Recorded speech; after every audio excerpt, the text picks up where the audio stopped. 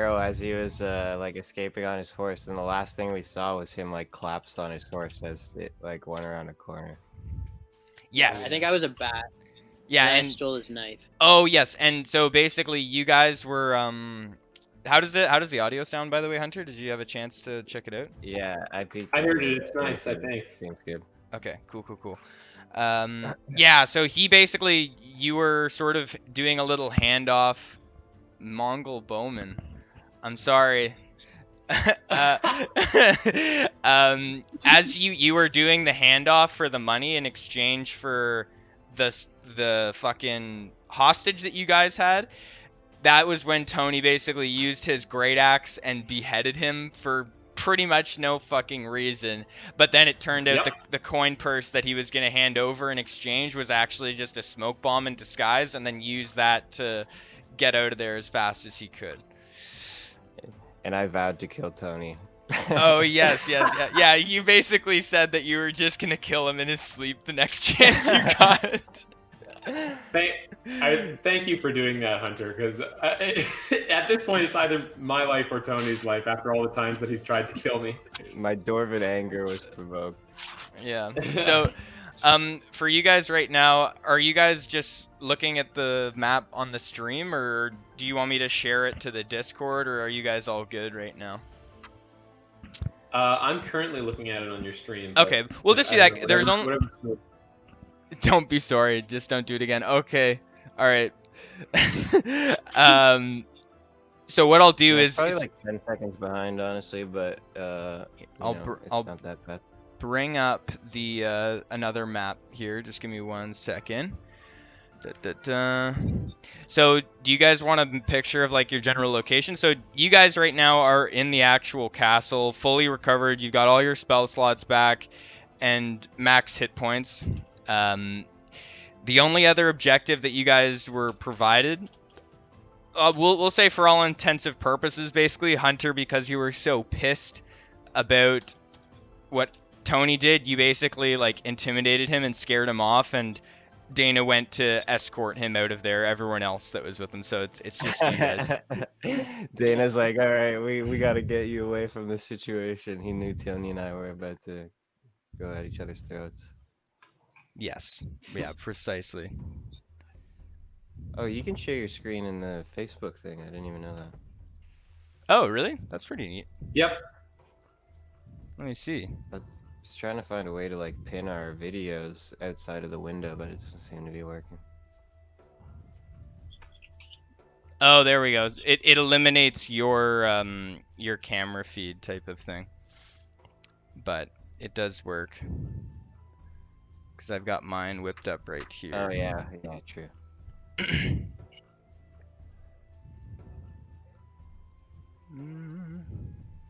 How the hell did I get to this? Okay, I'm gonna open up another map. So what were your guys' thoughts? The only other objective that you guys were provided, I'm pretty sure this was actually the last one that you guys... Of the three, right? Of the three that you guys were really given. So, I mean, you guys can elect to basically head back, or the only other thing that you guys could really do is potentially try to track down Buddy to the north, right? True. Okay, yeah, I guess we're free balling, going commando. Here we go. What do you think, boys? We did all of our like when Eric gave us that sort of host of quests that we had to do with all the locations. We already visited all those locations, right? Yep, Axeholm was the final. Yes. So if you look at, it should be coming up on the stream right now. Phandalin is right there, kind of in the middle, and you guys are pretty much just under 3 hexes south of that, kind of in that mountain range to the south of Phandalin. Right, I do recall. Well, I would say let's go back to Phandalin. We'll check in with our, our quarters. We'll see how the house is doing. Yeah, I agree. Go collect whatever rewards we get from these missions. Yeah. Oh yeah. Sounds good. See our buddy. What's the captain of the guard's name? Is that his designation? Who's he again? I remember who you're talking about. Gundren. Gundren Oh, Gundren's Oakenheart. the captain. Okay, yeah. Yeah, if you hop over to the Discord and all the NPCs, they should all be listed there. Oh yeah, they're all listed there. Gogren Oakmite was the captain of the guard. Ron Feathergloom, the scout. Ronnie. Ronnie! Yeah, baby! Ronnie! Oh, fuck. There's Lucas. What a classy man. All right, very cool. Let's see. So actually, if one of you, so whoever has the highest skill in, let's say, like survival or some ability that specifically pertains to like navigation, you guys are traveling back the way you came, so it shouldn't be too hard. But since your ranger just dipped out with Tony, and they basically said that they were just gonna go kind of kick rocks for the next little bit because Tony was so intimidated by Hunter and actually thinks that Hunter's probably going to actually attempt to kill him. So, yeah. I have All right, +2. so It was nice of him to let me cool What do you off. guys have? sorry, how much survival? I have +2. I'm also +2. So you go for it then, Ben. You guys, We can Unless- both do it. yeah, you can all kind of make a Ooh, I got similar sort of 19. thing. All right, I'm rolling it in the D&D 21. Beyond client right now. 19. Sorry, +2, 21. Very Oh, I nice. have +4. Big survive. Nice. So that was 19 from both of you? 21 from both of us. Okay. 21. Okay, right on. Yeah, after modifiers. Yeah. Okay, very nice. So Looks like I'm working on it.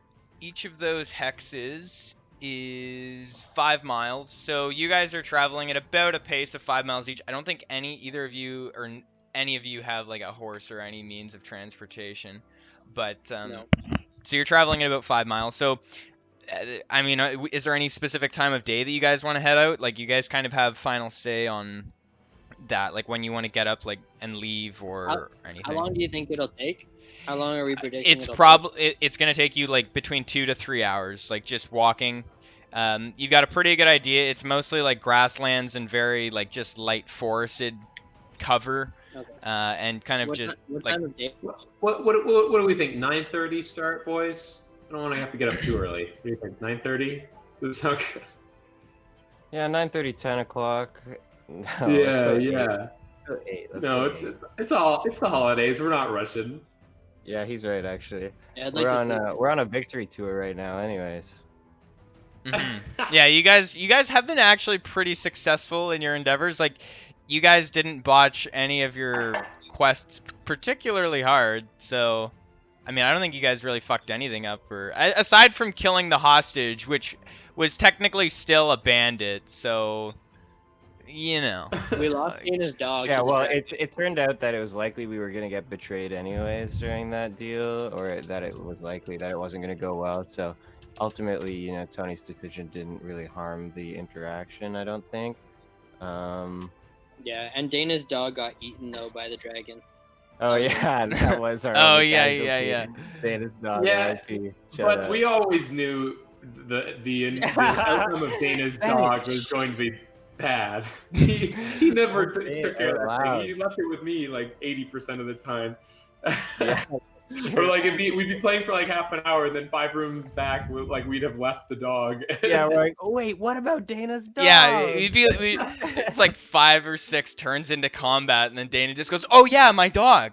It's like, yeah, fuck. somebody else does. It wasn't even My Dana most of dog! the time.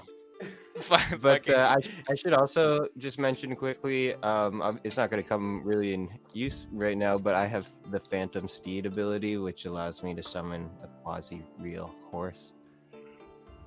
Oh yeah, quasi real nice. Okay. Quasi-real, yes. So as you But, guys Yeah, it doesn't matter when there's 3 of us. set True. off into the just into the start of the morning, if you all want to make one quick perception check, actually. Here we go. Passive? Y- Or does that matter? Just like your perception Oh, I see. ability. Yeah. Here it is. Come on, roll it. You did I rolled- this. I rolled Oof. 12 plus 8, 20. Okay. Nice. I have a 5 total. Okay. Wait, I'm Under your side. confused. Okay. What my passive? On your, are you on D? 13. Oh, It's I'm under not your on skills.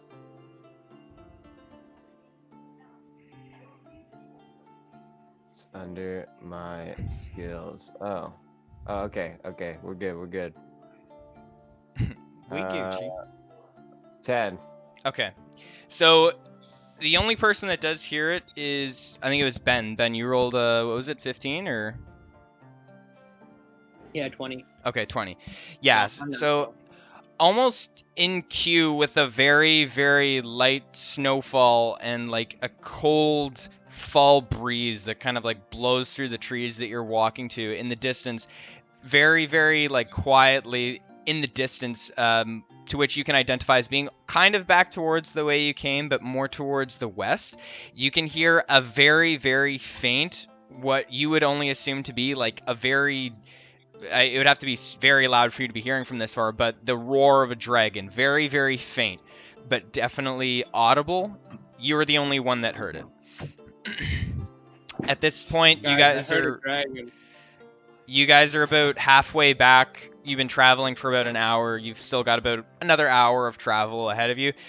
From what you heard, I mean, it's not really like imminent danger, like the dragon's on top of you. It's very far away, but it's just something that you kind of hear in the background. All right, I'll keep an ear out for that. Okay. See if it comes close. Okay, right on.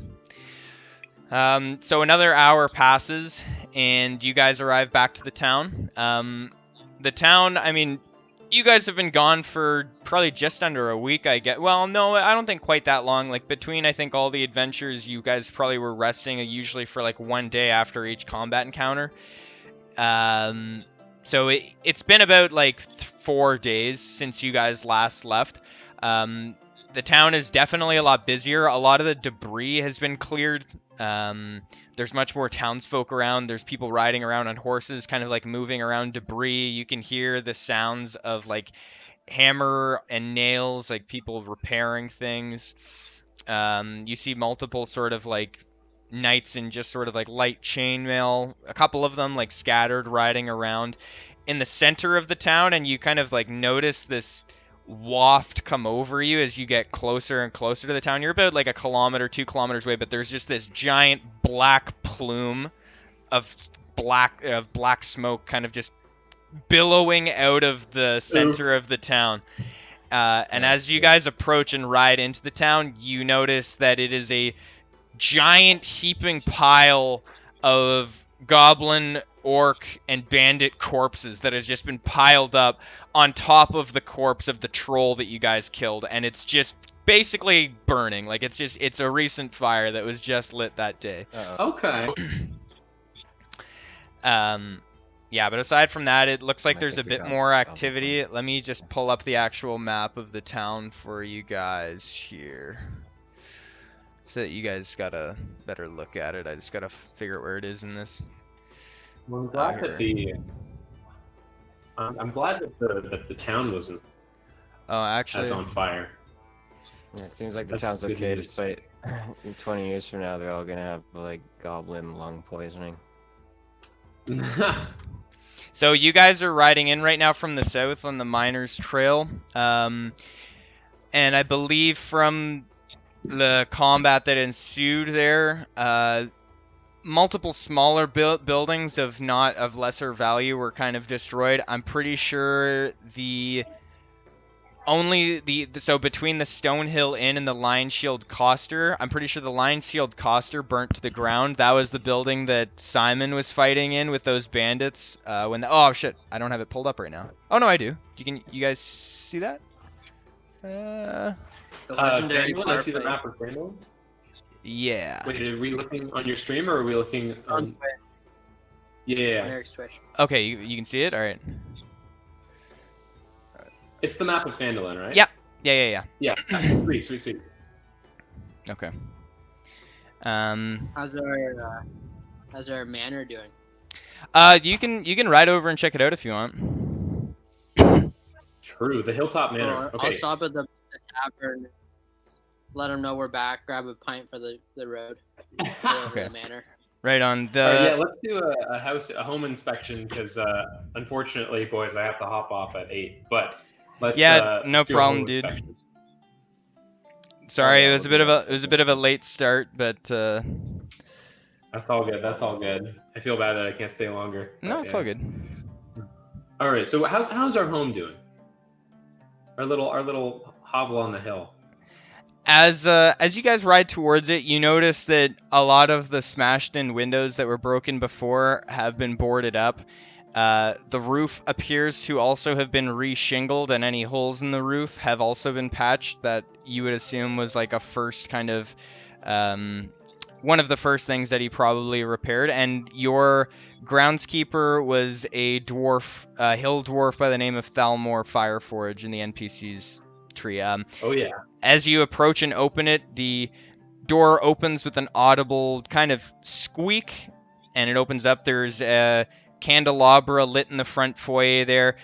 The main sort of front area appears to be like dusted and well kept. There's a giant circular red rug in the middle of the room, which appears to have been like recently taken outside and cleaned up. In regards to the rest of the interior of the house, I think there should be a picture of it in the Discord as well in the maps section. Maybe not. I might have to pull it back up again. But in regards to furniture, a lot of it is pretty sparse. Any furniture that was in there that was like damaged was probably just thrown out. There is a dining table and a couple other small things and small pots and pans in the kitchen. Shortly after you let yourself in, Thalmor comes down the stairs and kind of gives like an audible hail to you guys and just exclaims to like, check out all my work I've been doing. It looks pretty good, eh? And then he just lets you guys know that basically he's done everything he could with kind of the money that you guys left him when you guys left, because I think you gave him like 500 gold or something to do repairs and whatnot. All right, well, let me flick him a piece. I'll flick him a gold piece and say, good job, buddy. Grab yourself a gold. Good man. A couple minutes after you guys finish kind of chit-chatting in there, you do hear the sounds of like horse hooves kind of galloping up your laneway towards it, and as you look out, you can immediately identify that individual as being Gogrin. And as he approaches, he kind of ties his horse off to a hitching post or a front fence in front of your property, and then kind of hops off and greets you guys as well and asks how everything went. Hey, Gogrin. Yeah, my old friend. My dude. Good. Everything went swell, buddy. But I gotta dip. sorry, guys. Okay, I gotta dip. Have a good fun time with the rest of the stream. Yeah, all good, man. Stop, Oh, man. See you, man. Is that? Peace, y'all. Oh, thanks for the follow there, Contos. All right, so and then there were two, but that's all good. I'm good to roll for like at least another like hour and a half. Like we can keep playing. I've got a couple ideas for what's gonna go on here. Sounds good. Same. Well, Gogrin, like, what do you have left to do? How can you add some furniture? Can you make it a little bit? Oh, okay. Yeah, So let Gogrin know everything went well. We basically it was him that gave us all those locations, right? yeah, and he says, well, I'm glad to hear everything went well. If you want to fill me in on some of the details, I have no, varying degree of accuracy with how well everything went. I mean, we can discuss payment for all this good work that you guys have been doing. Yeah, that's what I want to discuss, but I also want to let you know that there's a dragon nearby. Yes.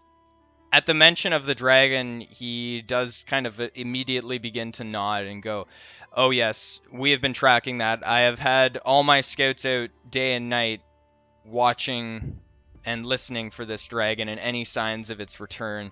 It is on the forefront of our efforts, and it is definitely something that we need to deal with in the near future. Like, from what he says, you can determine that, like, this is probably going to be one of the next things that he's probably going to set you guys up to do. As you guys explained the other things that you went off and did, he was pretty happy, and he said that between all of you and the remainder of the party and anyone that's not present, he's willing to pay each of you 200 gold. Even for the members that aren't currently present, he'll have it set aside, but he's willing to pay you guys right now with cash he has, with the gold that he has. All right. I say we go hunt down this dragon. The two of us? Um, A bard mean, and a we can fucking get your money. thief? Bro. True. I think we. Well, He, we can hire some he recruits. he does inquire a bit more in regards to the bandits that you ran into at Axeholm. If there's Oh, any yeah. other information that Oh, you guys right. have Those, about them. yeah. We do want to tell him about that bandit guy and ask if he knows, any information about him. I want to specifically point out, like, the character's use of, like, mysticism. Like, he's able to cast those couple illusion spells, sort of. Hmm. And let him know that Ben basically shot him in the spine on his way out, but I don't know if it killed him. Yeah, I don't feel bad about that. He says, well, you definitely did nothing wrong by attempting to incapacitate them and, bring as much harm to those bandits as possible. They were aware that there was a camp of bandits to the north. However, they weren't necessarily aware of their specific location. But being that he did mention the logging camp does confirm their suspicions in their precise location. At this stage, I mean, the dragon is definitely something that does take precedence over this. But from what he explains, he anticipates that they can put off the dragon for a little while for you guys to kind of gather your forces and regroup your party if you want to head off and maybe deal with this logging camp or scout around for a couple other things. There's a few other little jobs that have come to his attention from some of the other townsfolk that might be of interest to you guys that you could also help them with, but he says a week max, and then he wants to act on this dragon.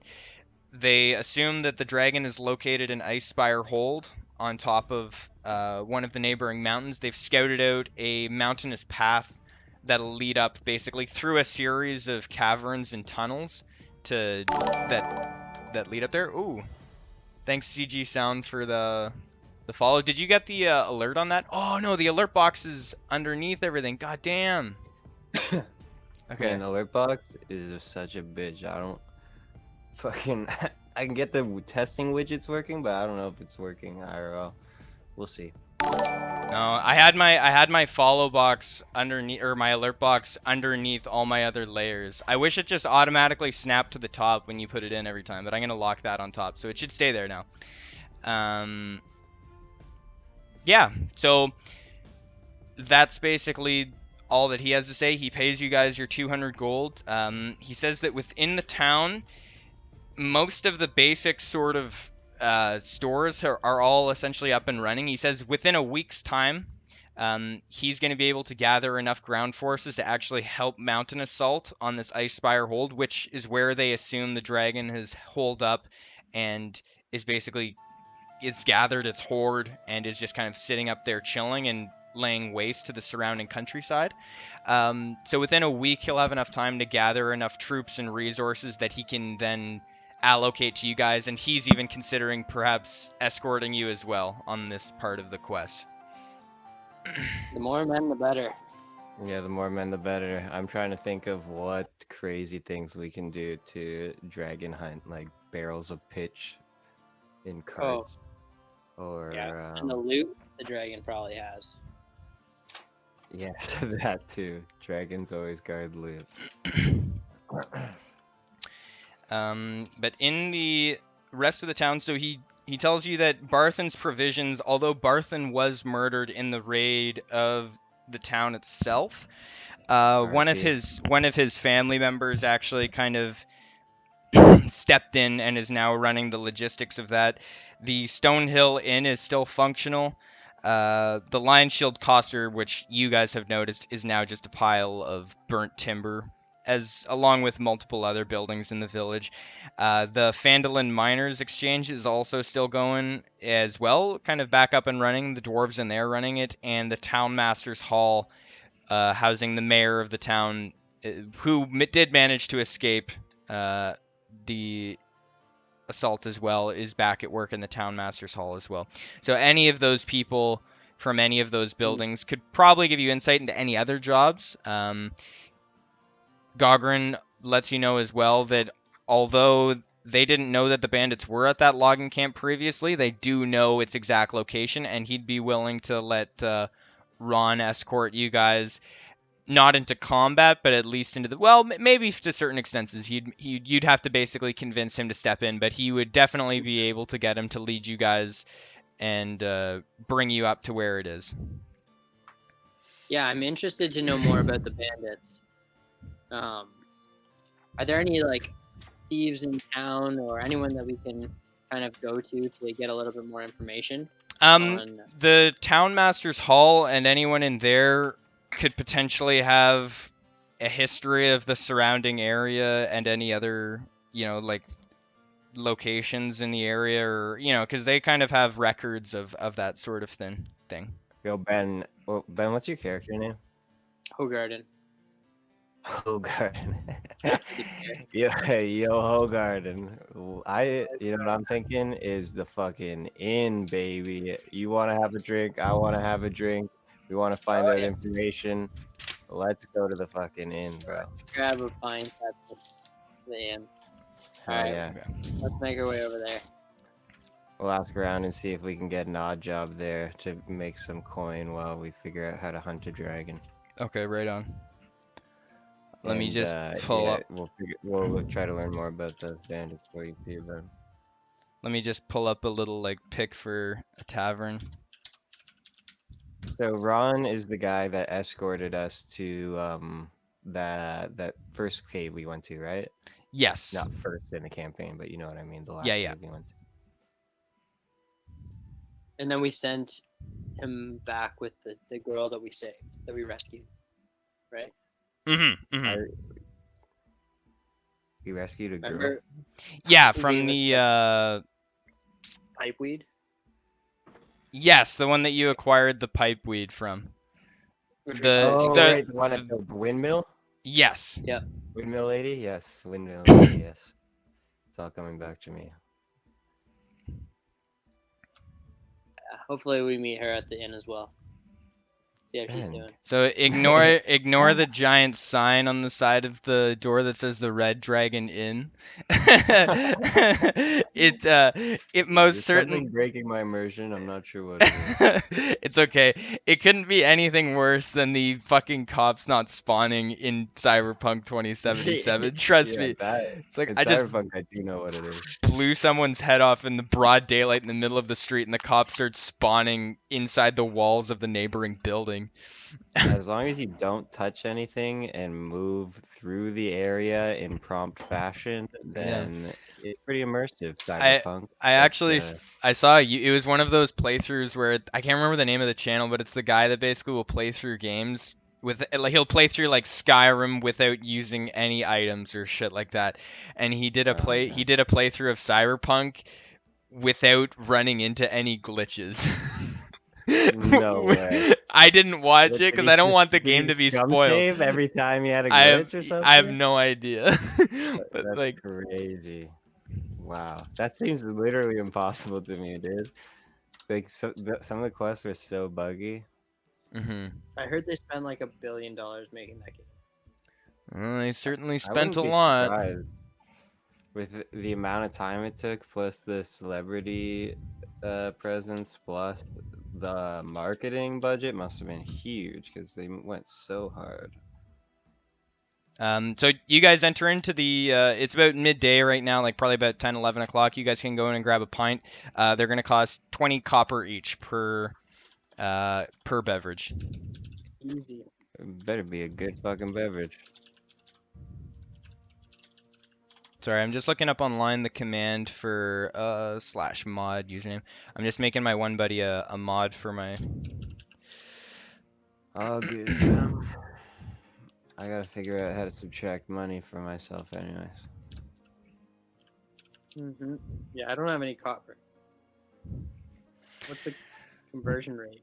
Copper and silver. Isn't 100 copper a silver? Yeah, it's basically like 100 copper is 1 silver, 100 silver is 1 gold, 100 gold is 1 electron piece. Ben, are you in D&D Beyond? Yeah. Yeah, I'll just like toss him a piece of silver and say, by everyone around. You can do copper though. Oh. The humanoid bartender No. from behind the counter says that's very generous of you and takes it and puts it in his coin purse and serves you guys. He asks what kind of ale do you guys want? What interests you guys? I've got two. He's got like an ale and a craft beer that he actually made in house. Ben, I figured it out. I'll have the ale, please. It's 10 copper for 1 silver, Ben, so it's gonna cost us 2 silver. It's alright, I already spent the silver. It's appreciative. But didn't you only spend 1? It costs 2. 2 silver? Yeah, it's 10 copper for 1 silver. Oh. Alright, well, here you go. Toss him another silver. And then 5 silver per 1 electrum.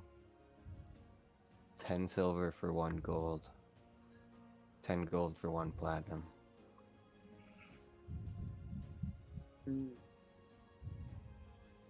Yeah, we got quite a bit. I got 250. You have 250? I have 194. I think Dana. I think Dana's character's name. I think he has the most. I would have assumed that you guys who were there from the start would have had the most, but maybe you spent it on something or something. I don't know. So as you guys settle up with your drinks and sit down at the bar, it's pretty sparse in there. Aside from the actual bartender and 2 or 3 other people that are basically just cleaning and tidying the place up. There's one guy by the window, actually. He's kind of in the process of unboarding a window and sort of trying to replace the glass, because this building was obviously damaged in the fight. But you do notice sitting behind one of the tables by a very small fire in the corner there, there is an older looking man. And he's not really paying any discreet attention to you guys, but he's just kind of chilling in there. He looks like he's got a tea in front of him, and he's smoking a pipe and just kind of looking intently at the small fire that's kind of just burning in front of him. I'll walk over to him and I'll ask him if he's got a light. Pull out my pipe. I'll start playing a tune in the corner and put out my helmet at my feet. Okay. Do you want to provide your bardic inspiration to Ben through your song? That is exactly what I want to do. Nice. What's that do again? It gives you, I'm pretty sure, a +4 to add on a roll to hit. Okay. You can use it after you roll the dice, but you have to use it before Eric tells you the outcome. Does that make sense? Okay. Like, you can roll and get a shitty roll and then use it, but you have to use it before Eric tells you what happens. Okay. Oh, and sorry. I can only use it once? You gain a 1d8. It's not +4. Okay. But yeah, you can only use it once. But I can use it 4 times a day, so. Alright. And it's not a spell slot. Yeah, I just sit down and I ask this man for a light and start up a casual conversation. I'm playing the Sound of Silence. Make just like a general sort of like charisma check, and as you walk up to him and approach him, he says kind of under his breath, like very raspy, "I don't recognize you folk from around here." Well, we just... You don't recognize us? Are you kidding me? I got an 18 for my charisma.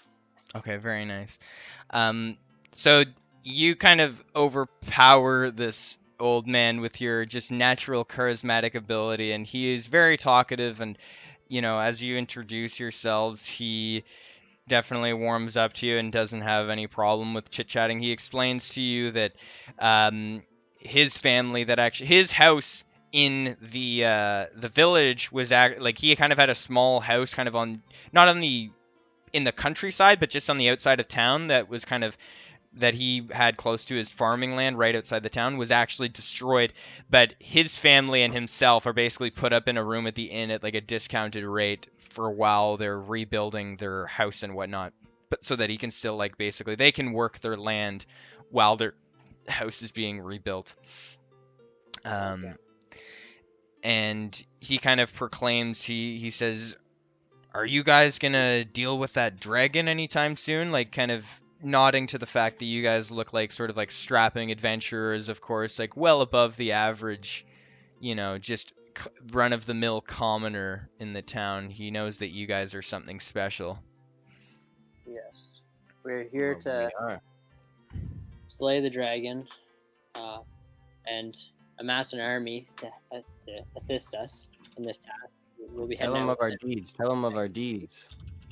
We've been around the area, Mm-hmm. and Been around the area. We've taken on many warriors, saved many warriors. clans, and Good God, Ben, you're bot. For a man of great charismatic ability, you're just like yeah. What the hell is great in our last battle, we lost some of the thieves we were going after. How about we stop the fucking demon apocalypse in the town to the north before we came down here? We Like fucking State of Rocks, where we took out an entire goblin camp, faced a dragon, murdered a necromancer, saw an ancient god, and ended up running away. But that's ultimately fine. Yeah, that's what you're singing about. And as Ben is botching the conversation, I like change my lyrics to the song to be like, Ben, you're botching the conversation. The great tale of the Falcrest demon invasion. Yes, as Ben is like talking about it, I just start a song about us as if we're so famous that songs are already written about us. About all our sick deeds. Yeah, exactly what he says. Well, he says, well, you guys must be capable and have the abilities required to slay this dragon. I mean, it's been terrorizing this area for at least the last year, it appeared, and has not relented in its destructive nature. Mainly swooping in to, like, essentially, like, just swoop up like travelers or traders to just basically like collect all of their wares or all of their gold or anything they were carrying and just carry it off, presumably to just be hoarded. But yeah, so his main target, as the old man explains, through the people that he knew, it was basically just like merchant traders and whatnot. And it was so bad, actually, that the town of Coneyberry to the north, it's about a full day's ride, at least a day and a half walk, or a full day's ride on horseback to the town to the north, which was completely abandoned because it couldn't get any of the supplies it needed to sustain its population. So they were actually, they had to abandon it to the west and to the east to basically, because they couldn't feed themselves. But he says, well, there is also an old legend of Dragon Barrow.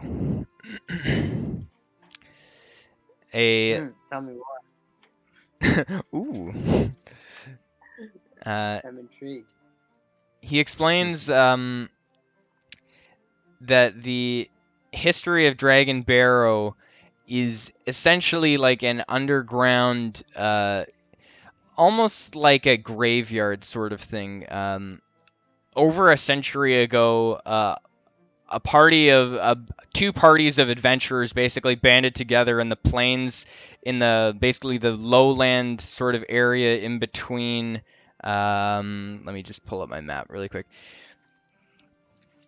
In between Falcrest and where you guys are right now in Phandalin, to the east of the trail that you take between those two areas, there is allegedly a underground sort of like burial part marked with a bunch of obelisks where a dragon was slain by two parties of adventurers where one of the adventurers actually died along with the dragon during the combat. But what they did was they buried the adventurer, the fighter that died, inside of the body of the dragon, and then buried that underground. So the remains of the fallen compatriots and the corpse of the dragon were sealed inside of this tomb underground, in accordance with the fighter's dying wishes. And it is alleged that apparently his sword and potential other items of value could have maybe been buried with him, that had the capacity to basically allow him to slay the dragon, because he was the one that dealt the killing blow to the dragon itself with his sword. Well, I suppose we know what we're doing, Ben. I say we go after the sword. That seems like what we need to do to contribute to the fight as a whole, as a duo. Yeah. Well, go find the sword. Make sure that we have that for our battle next week. Yeah. So, you make your call. Do you want to fuck the old man or what? Well, thank you, sir. And I. Do you want it? Wait, do you want to fuck the old man? Is that what you said? Well, I don't know what he's doing over there. I'm still over here singing. He's just having drinks with an old man. I say, well, this legend sounds very intriguing. Has anyone tried to go find this sword before? He says no one that he knows. Along with he doesn't really know. I mean, he doesn't know anyone that's ever gone to find it or anything like that. He doesn't think it's a very, very well-known tale.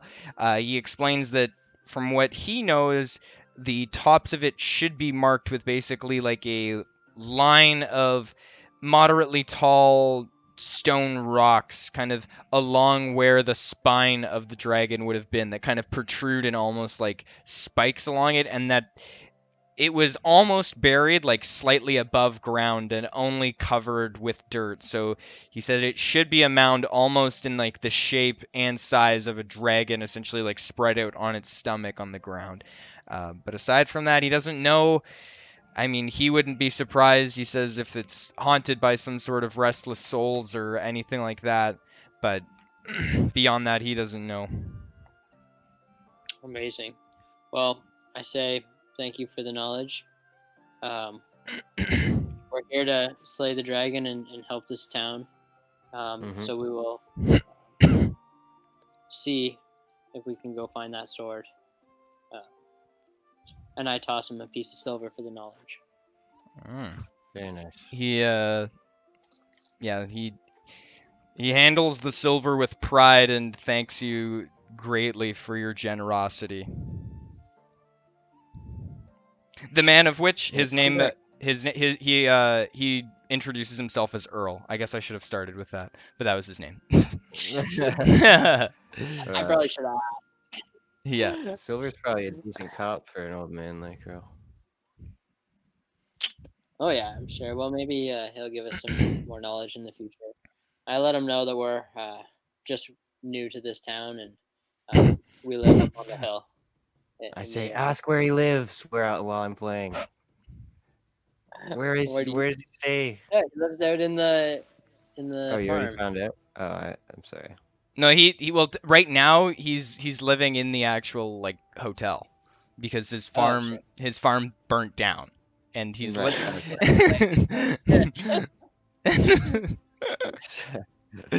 That was the minor detail. Minor detail. That he's fucking homeless. Yes. I hope this information is accurate. Hey Ben, I say we charge him rent and throw him up at the house. All he has is one piece of silver. Well, he didn't disclose his entire monetary. Right. We're just saying it'll cost him like $10 a week or something. 10 silver. Okay, well, I asked him if he's looking for a nicer place to stay. He says, well, it wouldn't just... He's basically living right now with his his son, his wife, and his grandson right now. They're all living in this hotel together. But I mean, he says if you have room, I mean, Well, he would I have no mean, problem with is, they would pay if any. I'll, Oh, go ahead. we would love some help, some contribution um, Ooh, like labor in return yeah, for board. Yeah, that's a good if you idea. could Oh. like plant or start a garden or Yeah, well, start. we'll just tell him to report to our boy. You know, what's his name? Thorin. He's looking for work. Gundren. Or no, Yeah, Wait, Gundren's the commander. I'm talking about the quartermaster. that if he's looking is for work, we can introduce him to Thalmor Fireforge. Thalmor, Yeah. no, I say he works for Thalmor Fireforge in return for board for a little bit, because obviously Thalmor is still focused on, you know, upgrading the house, right? Yeah, he'll be able to make a little bit extra money to repair his home. Yeah, I know that he'll Thalmor, but today I already forgot his name. Although this is an old man, yeah. Well, he's got a family too. I'm just he's got like a They're young. looking for work. We can help them. Yeah. I'm sure Thalmor or whatever the hell his name is will know what to do with him. Okay. So aside from that, I mean, it's about noon right now. Do you guys want to go around the rest? I mean, by this stage, you guys have pretty much finished your initial beer that you guys purchased. Do you want any more to drink or whatever? Yes. Okay, you can go purchase another. Yeah. But yeah. So in regards to the rest of the town, what are you guys thinking? Well, should we stop by the townmaster's hall? Is kind of like the town hall, right? Mm-hmm.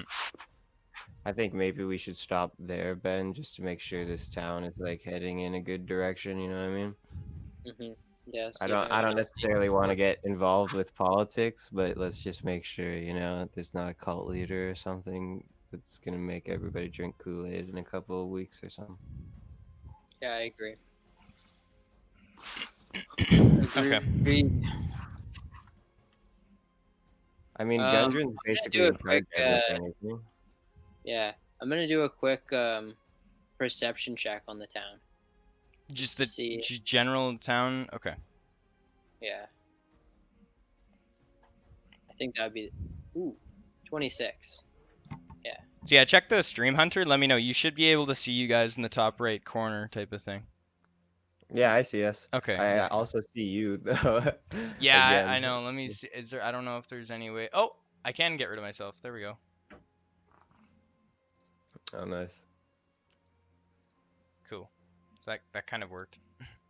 Yeah, it's just a matter of, I mean, even if you click away every once in a while, like being able to see our face a little bit is a nice touch. Yeah, it's more or less just being able to get everyone's individual thing. I just have to figure out what the other D&D casting channels use for their video calls, if it's like fucking Discord or whatever. I don't know. Just whatever is really easy to kind of. You know, I think Discord lets you pin, like what I was trying to do, like just pin your video source like at a random spot on your screen. Okay.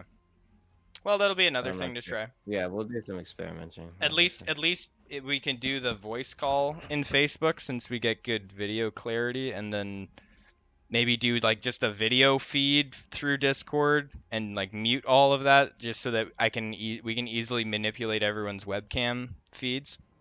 You know, I don't know. It's a learning process. Yeah, I figured out my robot Discord problem. I basically have to use 2 separate audio inputs, but it works. That's why I have this mic up now. Oh, okay, nice. So next time you're in a Discord call, I'll hop in and we'll check the audio quality. But if it's good, it's good. Then we'll just switch back to using that then. Because, yeah, basically what I do is use my headphone for Discord and then my mic for okay, sick. streamer the other way around. Sick. So you guys are going to head over to the town hall.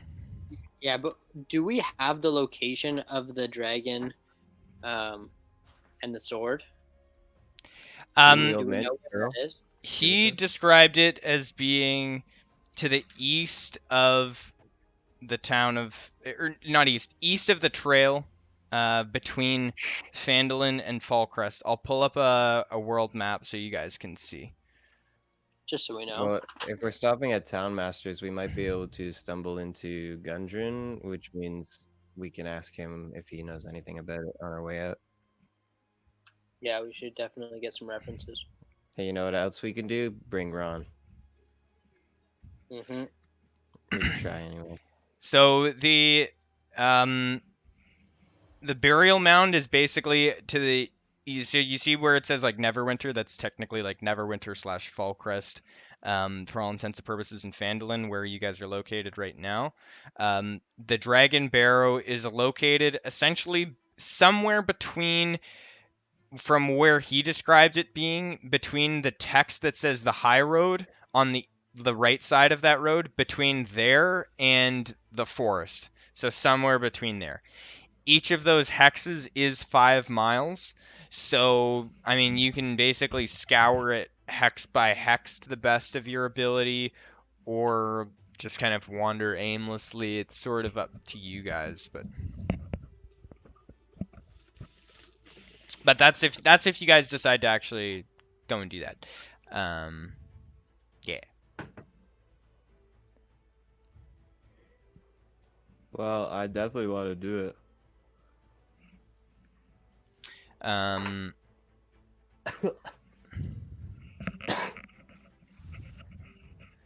Oh, I was on mute. Ben, Yeah, I agree. I think it's an essential tool. me too. help And I kill the think it's a great way to contribute as a duo while we're both here before the main battle. But I do still want to stop by the town hall, see if we can catch Gundren, and see if he has any advice before we go. Agreed. Let's make our way over. Oh, so did you, the old man in the tavern, did you guys decide if you wanted to try to convince him to rent off you guys, or? I do want to. Ben, what's your deal? I mean, it would be we each have a room, right? And it would be annoying, like, to have to kick him out, right? Do we I would not have rather extra room? I'd rather say stay at the inn and go work, to help us work to make a little bit of extra money so that he can afford to move somewhere else after. So stay at our place, you mean, and work? Not stay at our house, not sleep there, but just go there to help make some more money. So we're gonna pay him. Yeah. What's his Okay. craft? What Sure. is his craft? What Yeah, can he contribute? Well, again, we could just tell them to go talk to our quartermaster, and if he can make use of them, then yeah, throw them down a wage. I don't care. Okay, so you're gonna mention this to him? Mm-hmm. Okay. Yeah, just tell him. Just tell him to go talk to a man named that starts with a T at our house. Okay. He says. See if there's any work available. He says, "Well, myself, I'm pretty slow moving, but I'm good with my hands when it comes to, like, technical tasks and such." He says his son and the rest of his family are all quite busy with rebuilding and just working the land to the best of their ability. But he'll go up and see when he gets a chance. When he's done his tea, he'll go say hi. Perfect. Well, I thank him for his help, No rush. and I will see him when I see him next. Okay, nice. And you guys are gonna head over to the town hall? Mm-hmm. Yes, sir. Very nice. Let me just pull up the text for that. So as you approach it, the Townmaster's Hall has sturdy stone walls, a pitched wooden roof, and a bell tower at the back. There is actually a job board next to the front door. However, at this point in time, the board has basically just been completely vandalized and damaged. There's scrap pieces of paper hanging from it, mainly pertaining to, like, the sale of resources and trading of goods and whatnot, but a lot of it has just been damaged beyond all recognition. All of the notes are written in common. As you enter inside, there is, or do you want to go inside? Or? Yeah. Yep. Okay. As you enter inside, there is just a pretty normal-looking human kind of standing behind a table, recessed into the wall. As like there's kind of like a little window sort of area, which you would assume is basically just like for general. The guy working in there is just for like general inquiries as well as like people paying their taxes and stuff like that. The area's sort of got some like wooden slated bars across it, but it's pretty open. Like it's aside from the bars, there's area to reach your hands under and stuff like that. It's not like high security. It's basically just and he's chilling back there. And as you guys enter, he says, "Hi, what can I do for you guys? What can I do for you? What brings you into the hall?" Hunter? Who runs this place? He says, "Well, I'm the bookkeeper in here. I manage the taxes of everything from the town. I've mainly just been doing all the paperwork and the documentation specifically pertaining to all the damages that took place here, and just try to take account of all of that. But yeah, no, I manage all the records and everything like that." Well, have you seen Gundred? Gundren. The name is familiar, but he doesn't come through here. Like I don't really. The name's familiar, but I don't know who that is. Damn, you really had your head in the books, bruh.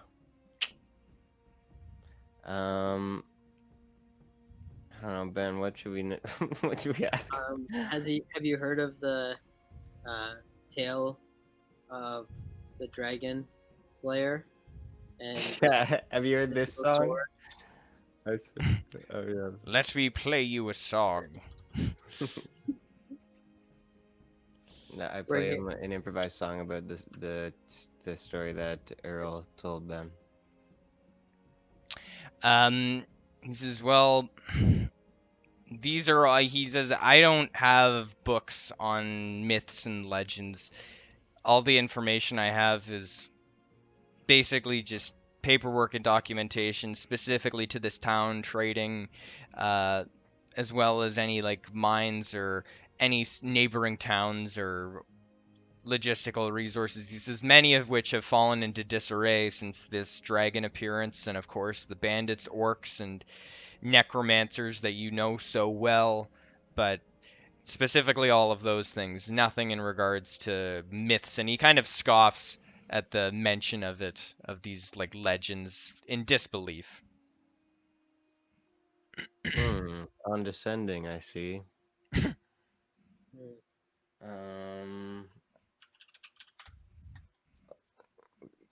Well, how's the town doing financially? He says, "Have you seen the state of our town?" Yes. Well, I assume you've seen our town. I guess I was gonna say I clap him on the shoulder, but I guess I clap him on the hip as I am rather short in stature. Other than the dragon. That's fair, my friend. And I turn around. Other than the dragon, other than slaying the dragon, is there anything else that we can do to help you? He kind of looks around. He says, "Well," and he flips through papers, stacks of papers, and kind of just starts shuffling things around. He says, "Well, if there truly is nothing for you to do, and I don't presume you are that good at paperwork," as he kind of like looks at your getup as you're all like decked out in weapons and stuff like that. There's two places of interest that I've been meaning to get in contact with, but I haven't had anyone come through here to go and see what's going on. But to the west, along the ocean, there is the Tower of Storms, which is actually, he explains, to be a lighthouse. He describes it as a lighthouse basically on like a little rock peninsula just outside of the actual mainland itself that's kind of been connected by a stone sort of like man-made sort of like bridge almost, but not a bridge. It's basically just a path laid out on top of a bunch of large boulders that were kind of pushed into the water to create some land to kind of connect the mainland to this island.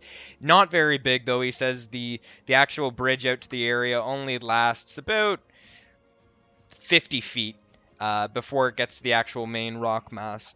But he says this narrow causeway connects to this island outcropping, atop of which is surmounted by a lighthouse, as well as kind of like a house tower connected to the side of it where the operator would reside.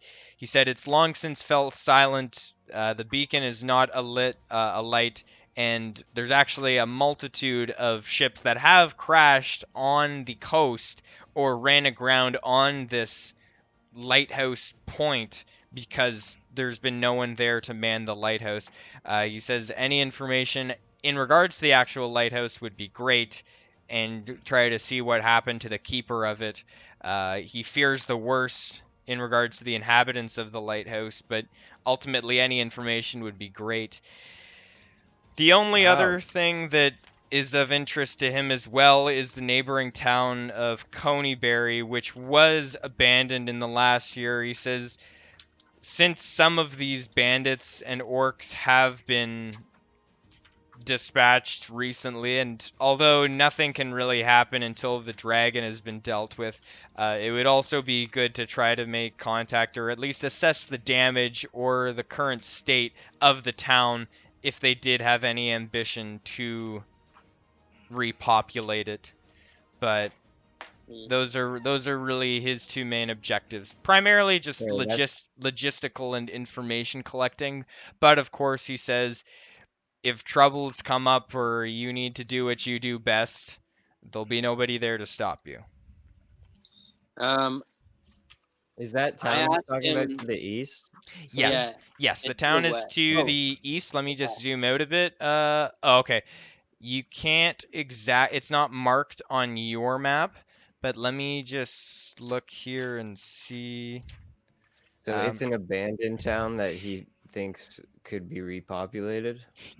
He knows it very well could be. It's basically a town just of a slightly smaller size than Phandalin, but you see on the map right below, like just to the corner of where your guys' voice... Oh, no, wait, you can't see it there. Okay, here, let me just make your thing smaller.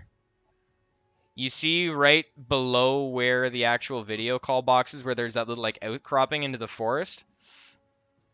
On my mouse right here. Can you see my mouse? Yep. At that intersection right there, that three-way intersection is the town, and that trail basically just connects into the forest. But right here, and it's basically a town that was approximately half the population of Phandalin, and it was mainly used as kind of like a sort of like a halfway point between some other towns to the east, as well as access to the forest to maybe get into logging operations. Bit too far away from the mountains for it to be used for any of the mines that were ongoing there. But yeah, so it's right up there. Can you point out the lighthouse? Yeah. The lighthouse is where the dotted trail meets the solid one. Essentially straight west from there. There is a very lightly trodden dirt path that should lead you right to where the lighthouse is. Because the lighthouse did require supplies when it was in use, and firewood, and the exchange of people on the shift there, the path was quite regularly used, so it should still be, pretty well. You should still be able to discern it. People of your ability should still be able to figure out where it was or that. Well, I don't think we're going to be able to repopulate the town in a week. No. But we might be able to do the lighthouse, and I think we can definitely do the sword at least we can investigate with the sword. Yeah, and see if there's any shipwrecks around there that we can scavenge. At the lighthouse, you mean? Yeah. I still think our objective as the duo should be that mythical sword, though. 100%. Because who even knows if it's just like a complete sham or not? But it's pretty nearby where it's rumored. In exchange for us and information about the lighthouse, is he able to provide us with any means of transportation? I.e. horses? Make I guess just make a check with a skill that's specific to charisma or anything of that sort. Animal handling. No, you are trying to coerce him into providing you information. Oh, all right, charisma. Okay.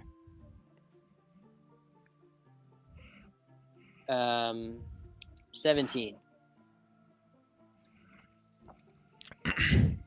He says, I don't have any. I don't manage any of the town's resources. I just keep track of the goods that come and go into this town. He says, now, I couldn't really guarantee anything, but I do know that in light of the destruction and the terror that was brought upon this town, they are trying to rebuild it. There might be a couple pack mules that are hanging around, perhaps under the command of Gundren, or maybe at Barthen's Provisions, where they're facilitating a lot of the supplies to rebuild this town. They might have some available for purchase there, or rent. I highly doubt they're going to rent horses to the likes of you, though, because it looks like you guys go through horses on a pretty regular basis. Excuse me? Okay, well, we better leave. I'm gonna leave. I'm about to smoke this man with my mandolin. Yeah, I'm just gonna eye him up and do a quick sleight of hand. If he's got any. He's behind. He's behind a counter with steel bars in front of it. Well, I rolled 21 to see if there's anything within my reach that I can take as a souvenir. He's basically waist deep in paperwork behind the counter. Just stacks. Then reaches in and just grabs a piece of paper off the top of the stack. He just crumples it and then crumple it up into a ball and I throw it back at him. Do you want to try to do that? Savage mode. No, I'm just kidding. Oh, I mean, That's what I think. That's what you okay. All right. We're pretty intimidating. I doubt he'll try to rebuke you. I'll do it. No, we'll say we will make our way over to the lighthouse to see what we can find. He says, all right, well, if... Very diplomatic. For both of you, I mean, if you can figure out what happened there and hopefully bring it back to a state in which we could maybe send people back to, because, you know, we don't exactly enjoy having boats filled with precious cargo crash into the mainland, we'd reward you quite well. I mean, I would be willing to set aside about 200 gold pieces to each of you for having completed this objective, upon confirmation that it is running. Yes. Okay. Once I have confirmation from... Oh yeah, the call's still going. Okay, sorry. Once I have confirmation from some of my acquaintances in the town of Fallcrest who can actually see the lighthouse from there once we get it up and running, which will probably, if you can clear it out, will probably take about a week or two for us to get people in there to run it and get it secure. You'll be able to come back for payment. I look forward to doing business with you. And we leave. Okay. I already left. Very nice. And I don't think we need to pack mules, although he did say that Gundren might have them, which is who... I'm sure if we wanted pack mules, that Gundren would provide them for us, but I don't think we actually do need them. No. The lighthouse is about... The lighthouse is about 40 miles away from where you guys are right now. Approximately. I still think Mythic Sword tonight. It'll take both locations are approximately the same distance. I mean, I'm assuming, are you guys going to want to take basically like the main trail to the high road, and then basically get to an approximate point that you guys think like halfway between Fallcrest and Phandalin along that main road, and then kind of head in and start looking for it? Or how did you guys want to go about doing that? I think That's the area up there where your mouse was that the old man was talking about? Earl? Oh, yes, that where the Dragon Barrow, about halfway, Yeah. right around where the actual text on that line saying the high road is, to the right of that, in kind of that grassy area. Those hexes kind of in the middle between the road and the forest is approximately where it could potentially be. The lighthouse is somewhere on that coastline anyways, isn't it? So maybe Ben... Yes, so the lighthouse is 20 miles. Straight to the coast from where that dotted line that you guys will be traveling on intersects with the solid one. Straight left from there to the coast is approximately where the lighthouse is. So you guys are... I say that we take the road, just so that we don't get lost in the forest, unless you think it's easy to, cover terrain that's not a road. No, we don't need to. No reason. No, we don't need to not take a road. Okay, yeah. So then I say we proceed at a slow jog. And I'm saying that we could hit the lighthouse first, because 100%, I agree. Yeah, it seems to be the more efficient option. Okay, very nice. So you guys are gonna basically just set out at once. At once, and I start playing. With a little bit of, like, firewood, of course, or whatever we need to get the lighthouse. See if it works. We want to test it. I start playing "Band on the Run" by the Beatles. Band, isn't it technically Paul McCartney? Technically Paul, right? Yeah, you're right. It's technically Paul. Anyway, yes. Band on the Run. All right. I mean, you can technically hurry up your movement speed, but chance taking a point of exhaustion from, like, if you want a full sprint there, you can do that. I would say if you're gonna basically full sprint 40 miles to the lighthouse, you're gonna at least take 1 point of exhaustion. Yeah, I would say that we make it a 2-day trip. It's only 40 miles, so it'll take you about 6 to 8 hours, like just on foot to get there. So if you left now, you get there basically at nightfall. Okay. That sounds fine. Yeah, to the lighthouse at nightfall, and then we can camp at the lighthouse. We'll figure it out. Okay. I agree. Let's do it. All right, right on. Both of you, so you're just going to set it on foot. If both of you want to make a perception check, and that'll basically just cover generally like your just like your awareness during that piece of travel. Oh, 13. Ooh, I got a good one.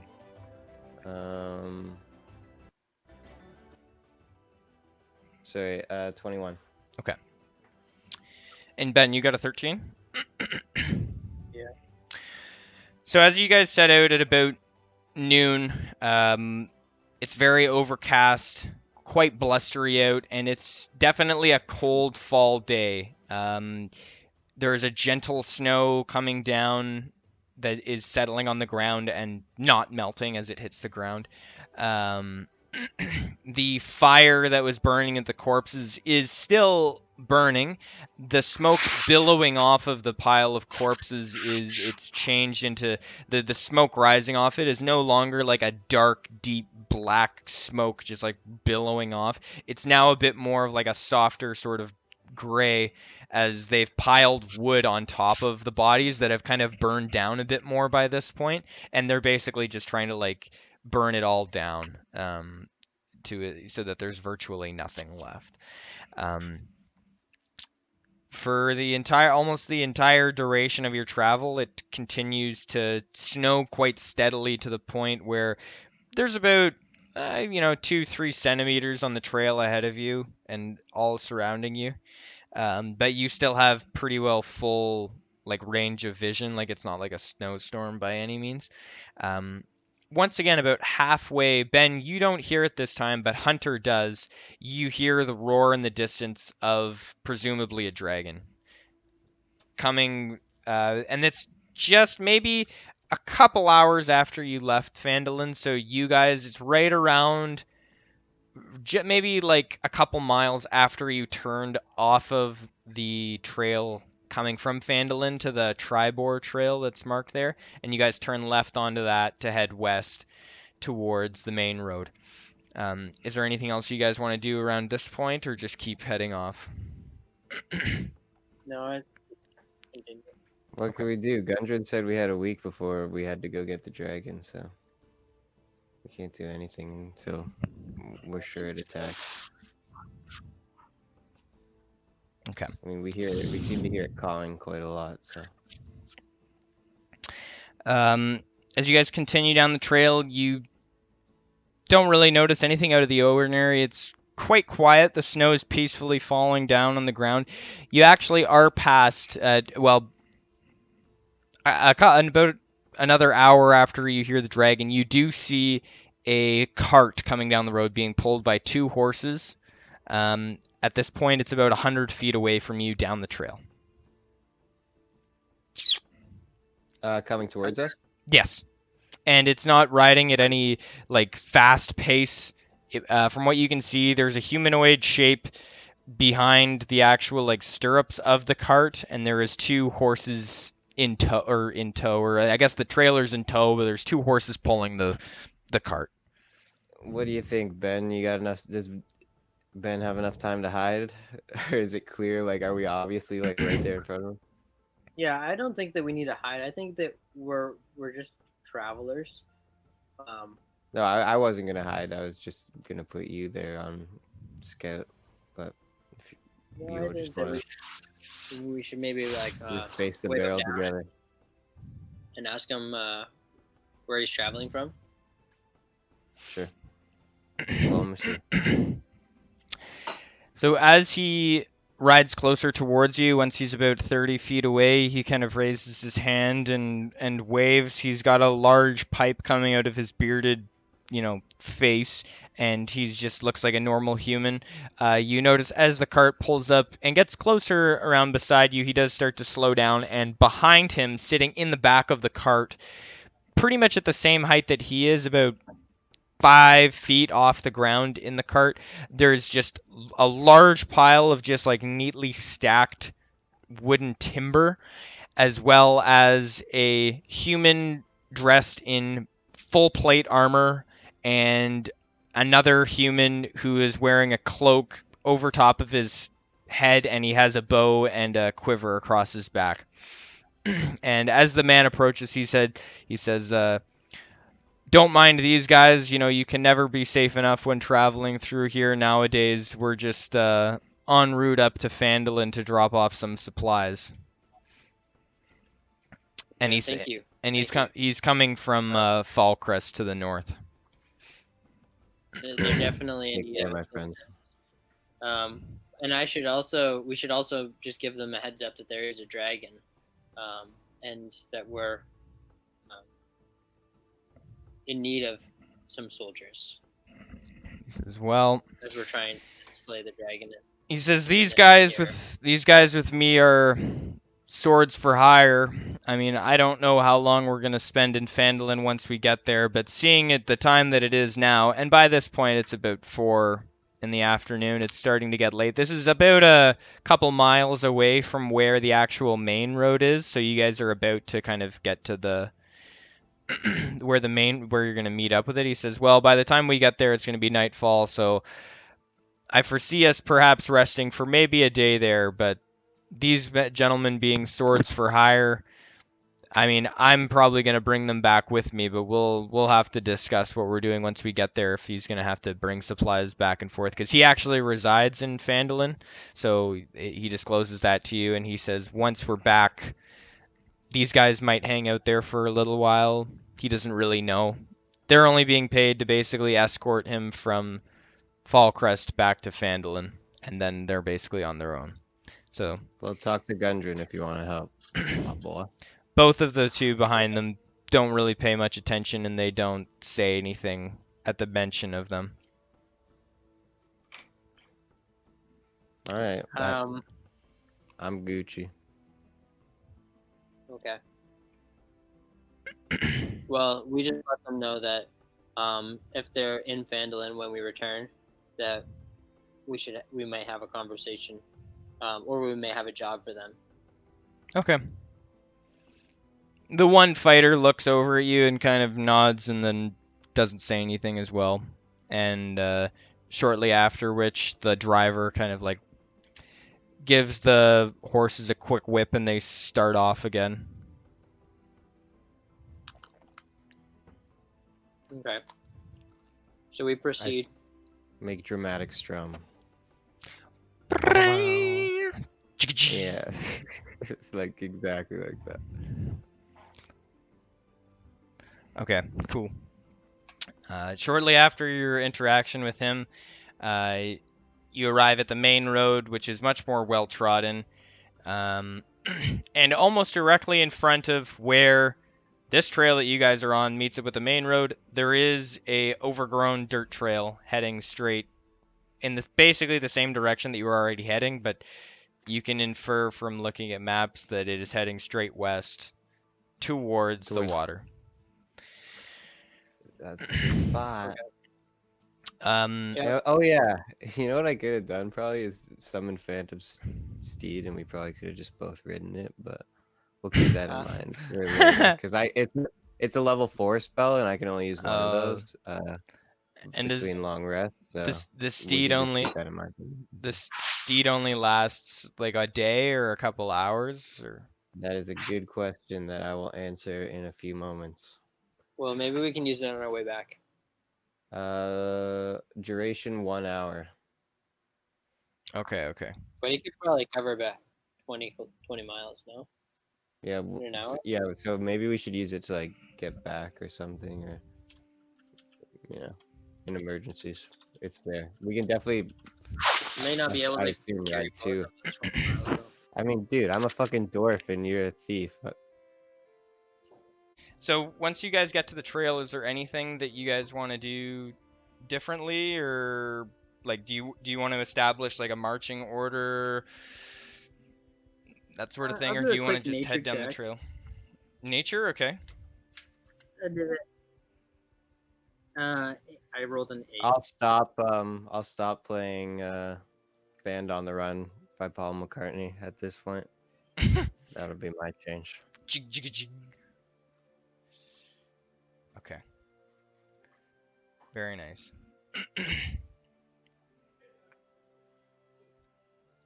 I'm just saving a couple images. Oh, actually. As you head down the trail, you notice that it's... Or here, Ben, actually, if you want to make your nature roll or your, like, survival or whatever, are you looking for anything specific? Ooh, I would rather do a survival check. Alright, I got 21 for a survival check. Okay. You notice that the trail, as you start to walk down it, it's basically completely overgrown by like small shrubbery. The trail itself is just wide enough that you could fit like a small wagon, being towed probably by like one horse or a mule. And the right and left sides of the trail, it's only wide enough that you could fit one cart on it, but there are very lightly, like not very well trodden anymore, but there are kind of like sunken in ruts where wheels from a cart would have been. Yeah, that's pretty much. How recently? Do we see any recent tracks? None. no tracks. Everything that you can see has been completely overgrown with small shrubs. There's no footprints, nothing.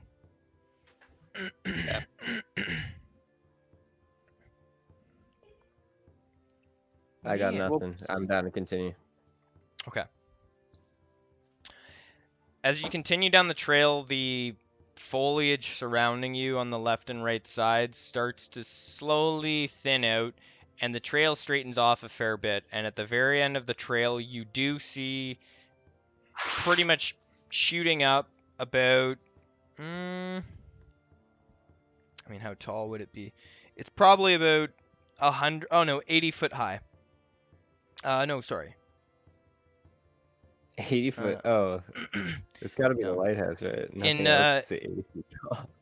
approximately 100 feet tall, spanning out in front of you, you see what appears to be the outcropping or the outline of a building, like a stone building. It looks like the lighthouse. It has a large glass encapsulation on top of it, and that's about 150 feet down the trail. The bushes and stuff to the left and right side of you are starting to kind of thin out as the forest does towards the water, and it's not really opening up into a beach, but kind of like low shrubbery and sort of grass. Right now it's about 7 o'clock. It's starting to get dark. It's still pretty chilly out. The wind, as you're getting closer to the waterfront, is starting to get a bit more powerful, and there is some more snow coming down that's kind of being blown in off of the ocean. Hey Ben, you have what's it called? Dark vision? Yes. Yeah, I do too. Just so But we also as just ran we move about into 40 darkness. miles. We also ran about 40 miles, so we may be a bit tired. Well, we didn't run, but yes, we did. We did travel. So I guess we Decent either rest for the evening and then take the lighthouse in the morning, or we rest. Well, we see the lighthouse, inside. man. Might as well go in and. Yeah, that's what I'm Make camp saying. there. Let's go inside the building, yeah. All right. So let's proceed. Well, actually, you're saying because we're tired and shit? that Yeah, we I'm should- gonna do a Right. quick perception check just to see. But I think we should go inside. I think it's safer in there than it is out here. Want me to do a quick stealth? You want me to So- go check it out? Stealth. Yeah, sure. Try to scope it out, man. Okay. So right now you're still about 150 feet away. You're still under like light concealment, I guess, if you wanted to go into the trees. Like the trees are pretty sparse. Definitely less so than any of the other forests that you've passed. But if you want, then you can make a stealth check and try to approach up and kind of get a better idea of the land. Yeah, I rolled the 12. Just give me a quick sec. Not my best roll. So do you want to stay on the trail or do you want to move off of it? What was your kind Might as of? well stay on the trail. Let's just proceed right towards the lighthouse on the Okay. trail. I'm gonna just pull up another picture here for what you can actually see. Okay.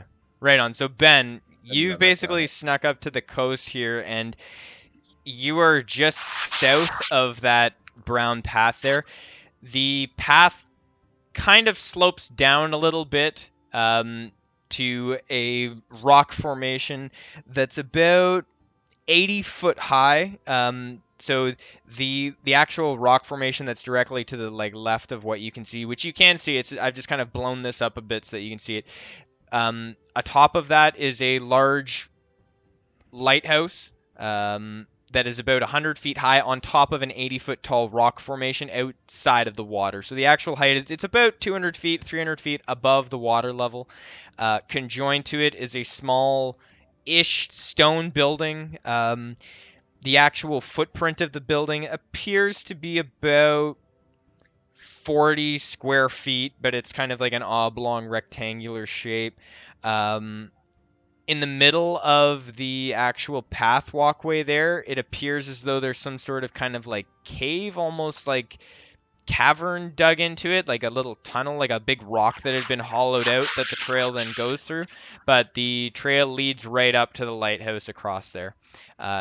it's just as thin as it looks. I mean, the actual path is about 5 feet wide, so just wide enough that you'd basically have to walk across single file. Want to go first or second? Yeah, I'll go first, but I think we should both go together. Yeah. And yeah, I mean, we can do a quick perception check just to make sure that it's not inhabited. Okay. Do you want to do that from the top of the cliff top, or like as you are heading down? As we're heading down, as we're Okay. Like in the open, walking towards. Okay. And I rolled a 26. Okay, right on. When okay, perfect. So as you start to head down the path, and you guys are basically just right behind each other. Mm-hmm. Okay, so as you are at the section right between where that big black rock that you're going to walk through and the actual beaches, you guys are both about halfway through there. To the north, down about 50 feet, 80 feet below you, you can hear this like audible clacking noise. And through the dusk, you can see a very large crab. This crab is it's about, 10 times the scale of a normal crab. Like, yeah, I don't know how else I could describe it. Let me see if I can pull up a quick picture of what the crab would look like. Times the scale of a normal crab. Eric, does it see us? Does it know it actually looks up at you and it calls out, "Hail, travelers!" It does speak common. What the fuck? That's not where I thought this was going, bro. Alright, I was getting ready to charm it. Let me see here. Okay, go for it. Until you're... No, it's fine. It's talking to us, dude. That my plan has taken left turns. Let me just open this image in a new tab and zoom in. Okay. Here we go. This is this is what it looks like. Okay, that's not exactly a diplomatic looking creature, but it looks like a devil crab. As as you guys look down at it and it calls out to you in common, it says, it kind of calls out, and slowly after it kind of proclaims itself, he kind of walks a bit closer to the actual base of the rock formation that you guys are on, and he kind of quietly calls up. He says, "I mean you no harm. I am the actual groundskeeper of this lighthouse. I was hired by the people of Fallcrest to do this, but I am not one for combat, and I was chased out by a ghost banshee that has now chosen to reside there." I want to know, what sort of creature are you, my friend? He says, "Well, I am one of the few crab folk of the ocean that have chosen crab people look like crab. He says, "I've been shunned by my other fellow members of my race that chose to reside in the sea. I chose a life above the sea on the land, and I love this job, being out on the water in the lighthouse and getting to look over the wide expanse and experience it from a different perspective. But the rest of my family and the people I know don't see the world in the same light as I do, but I chose this life. And I'm very grateful for it. However, I'm quite disappointed that I have been chased out of this lighthouse. I'm more than capable, if you guys could rid it of this banshee, to get back in there and get the lighthouse working again. I cannot exclaim why it necessarily would appear. It appeared shortly after I fell asleep on one of my shifts, if I do say, and there was a small malfunction in a small craft, I'm assuming carrying only 1 or 2 people, did crash, and this ghost appeared shortly after this event took place." How long has this ghost been here? About 2 to 3 months now.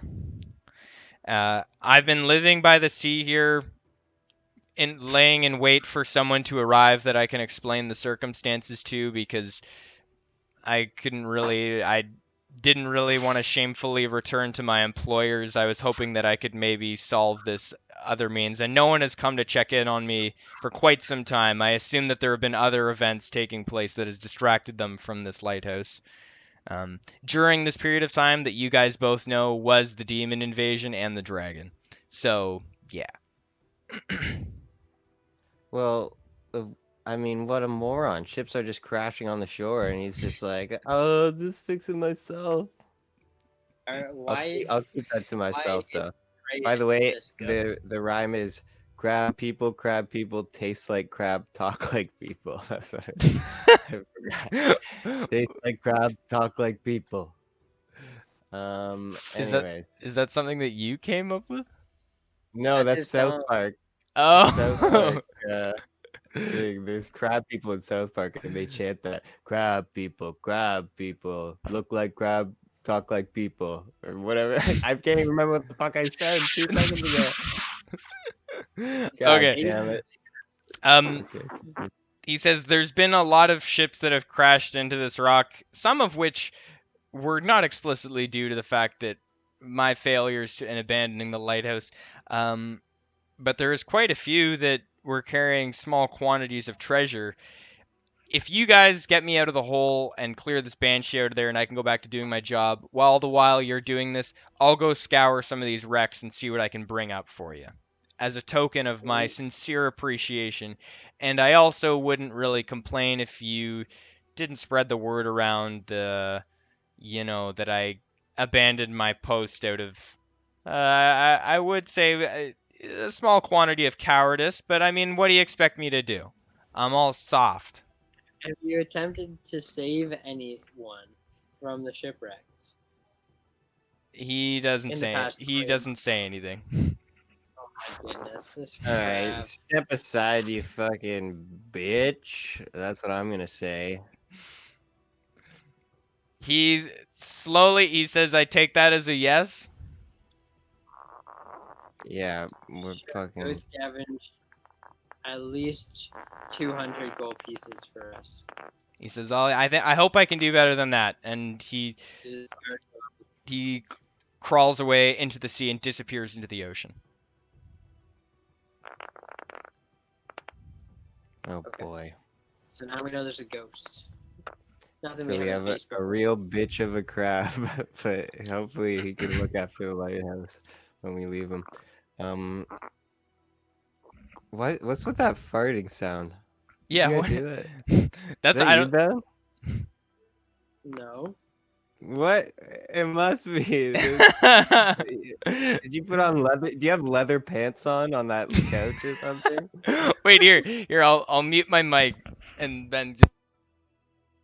And do what? What? That's what it is. Every time you move on the couch, it's like.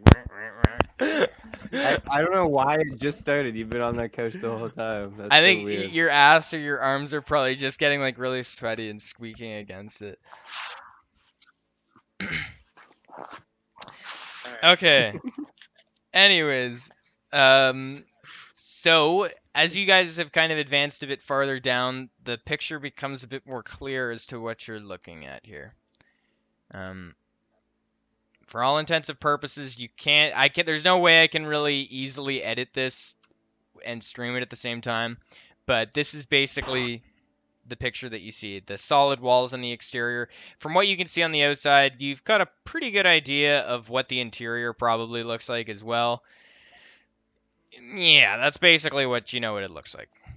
Dude, all those crash ships just like sitting there. The crab was just like sitting there like trying to fix the light, and just as another ship just like smashes right into the rocks beneath him, and he's just like, oh shit. I hope somebody comes soon. I don't want to tell my boss about this shit, man. The screams of sailors below him. What a dummy. All right, let's go. Let's go, Ben. Let's fix this dummy's lighthouse. I almost want to have a dinner. We need somebody to run the lighthouse, even if it's a Well, we moron. can go. We need to bring some proof back to our town, so we could always bring a piece of the crab and be like, "Look at this fool." Yeah, we brought back your lighthouse keeper cooked. You taste that? That's You probably not- just start like feeding it to them. Yeah, we'll do one of those like ambush dinners like the Mongols did. All right. So we know that there's a ghost in here. So let's proceed with caution. With the utmost caution, as of course, As Dana would say. as Dana would say, you proceed with the towards- utmost And Dana's caution. we proceed with the utmost caution towards the lighthouse. And I'm going to proceed cautiously Mhm. using stealth, using my stealth skills. So I rolled a 18.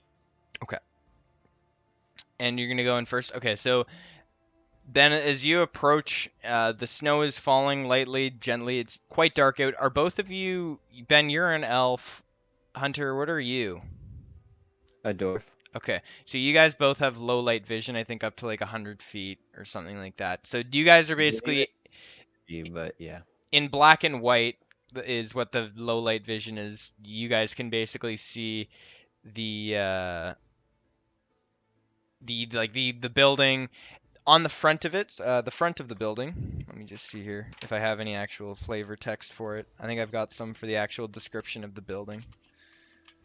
Hunter, you have some decent history check.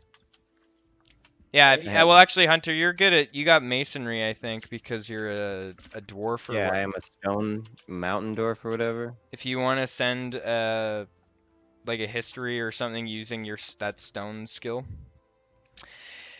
So below the high cliff that hugs the coastline, an outcropping of rock nearly surrounded by water, with only a narrow causeway connecting it to the beach below. Atop this outcropping is a stone building surmounted by a lighthouse tower. An eerie green. Oh, there's no light right now. Yeah, that's pretty much it. As you get to the top of that kind of walkway there, Ben, and it sort of starts to open up into that main front area, the ground is just hard rock. It's just basically sheared off flat rock. Yeah, it's just a rocky plateau that spreads out approximately 80 feet above the water.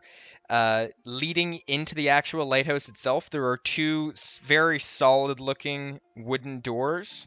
The hinges and the handle, however, appear to be very heavily corroded by the salt water from the ocean. On the front of the doors itself, there are actually two decorative lightning bolts carved into the front of it. Those are the only two doors that you see in.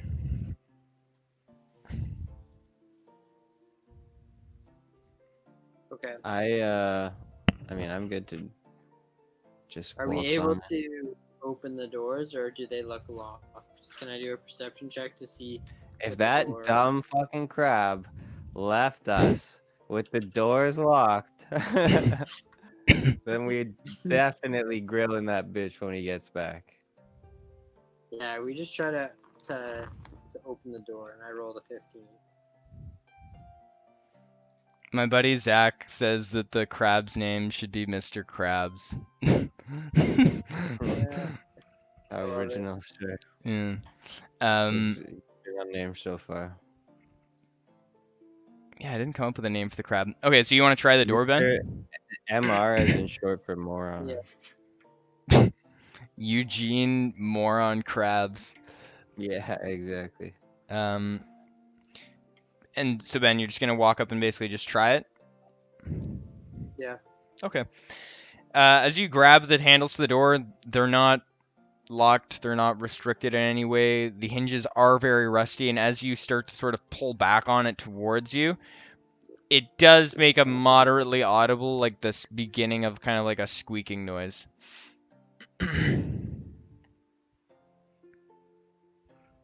Just Okay. I mean, yeah. Do we And want you can, Hunter, do we want to just announce that? Like, do we want to just say, "Hello, is anyone home? Is anyone here?" Sure. I'll say it. Yeah. If anybody's home, we're coming in. you're met with We need a place. complete silence aside from the wind and the snow that's falling down around you guys. It's complete silence. The door opens. You enter, or you look into a front foyer area. This is a 15-foot high room, so it's got a 15-foot high ceiling. It's completely empty. Through dirty windows in the south wall, which kind of are represented by that sort of like slat to the bottom left of that. Actually, I'll zoom in more on where you guys are. There we go.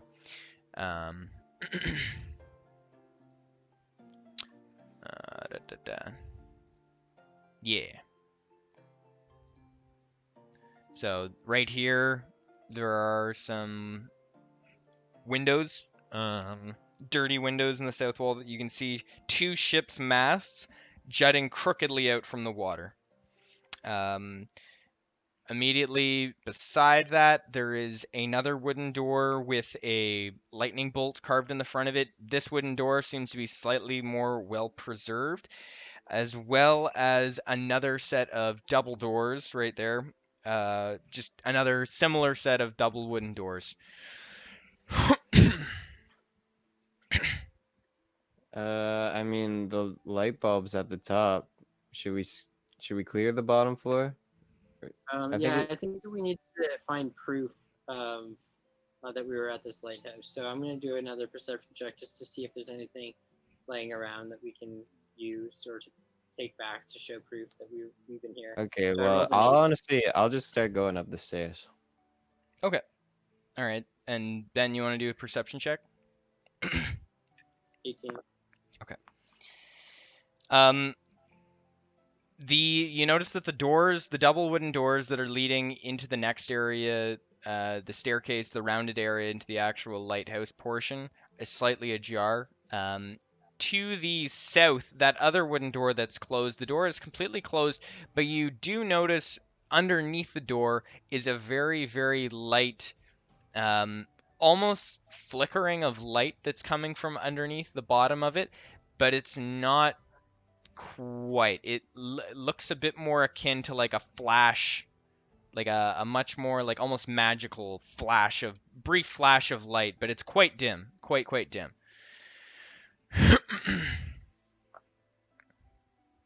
All right, Hunter, do we want to go towards the stairs and the lighthouse, or do we want to go check out the magical light? I suppose you call it to let me know about it. Be like, yo, Hunter, I just saw something. Yeah, sure. I'll stop. I'll come down. Okay. You want to go in there, Ben? Sure. Ben, you take point with your bow. Let me go in there. I'll be Yeah, okay. I was gonna say, do you have any like magical benefits Benefits? or like advantages Um, in any way? I mean, I suppose I could. Can I make an Arcana check on the door? Yep. So that's what I mean. I have +2 Arcana. Do you have anything better, Ben? I have no magic. What? I don't. Oh, it's okay though. I rolled 18.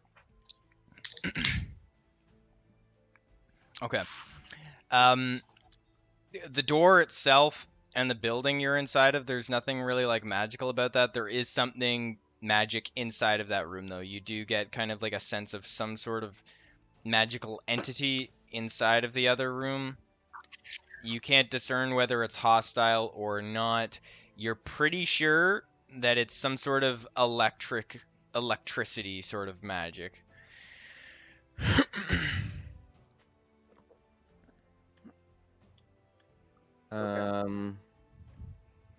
So I'm going to kind of like take cover in the shadow. Yeah, I would take point with by. a clear, I guess in the corner, in the right corner, Mhm. so that if Hunter were to open the door and something were to come out, I could shoot, preferably without being seen. Okay. If possible. So Ben, you never used your bardic inspiration, right? I'm pretty sure you still have it. Yeah. Doesn't say It doesn't say. Oh, never mind. I'm wrong. I'm still wrong. It does. But I'll cast another one on Ben because he can hear me right now. Sweet. It only lasts for 10 minutes. Okay. But yeah, you can add a 1d8 to your roll. Yeah, so I guess I'll try to shove open the door with my foot. Okay. As you kick the door, oh, I lost my music. As you kick the door open slowly, it reveals what looks almost sort of like a altar. If you want to make a religion check, you can do so. Sure. 6. Okay. 13. You do not know, neither of you know what god this necessarily is, but the walls of this room stretch up, just stone, 15-foot high ceiling, moderately low, and the entire interior of the room is adorned with frescoes that depict ships being tossed in stormy seas with a dark and terrible god looming above them and smiling. Set to the west wall is a dirty, salt-encrusted window. A stone altar with lightning bolts carved into it stands on the south wall, and a metal rod descending from the ceiling above the altar, splitting in two before it embeds itself in the stone. And what you notice that this metal rod that kind of like comes down and actually comes into this altar looking thing that appears to have had like melted down candles and burnt out incense on it, has like a very light like electrical, like every intermittently a small like a little lightning bolt will kind of jump from the actual table to the lightning rod and kind of like spiral up it and travel up. Aside from that, there's nothing of real value. There is a door on the far side, which is closed right now, but you are able to identify that it opens up out to essentially just sort of like a little balcony area that looks out on the water. From standing on it and looking out, you can more clearly see two sunken ships with their masts still sticking out of the water and small bits of debris kind of floating out and kind of washed up along the rocks there. Well, I suppose I'll wave Ben on in the room, because I don't know what the fuck this thing is, bro. Alright. You got any idea? I'll come closer and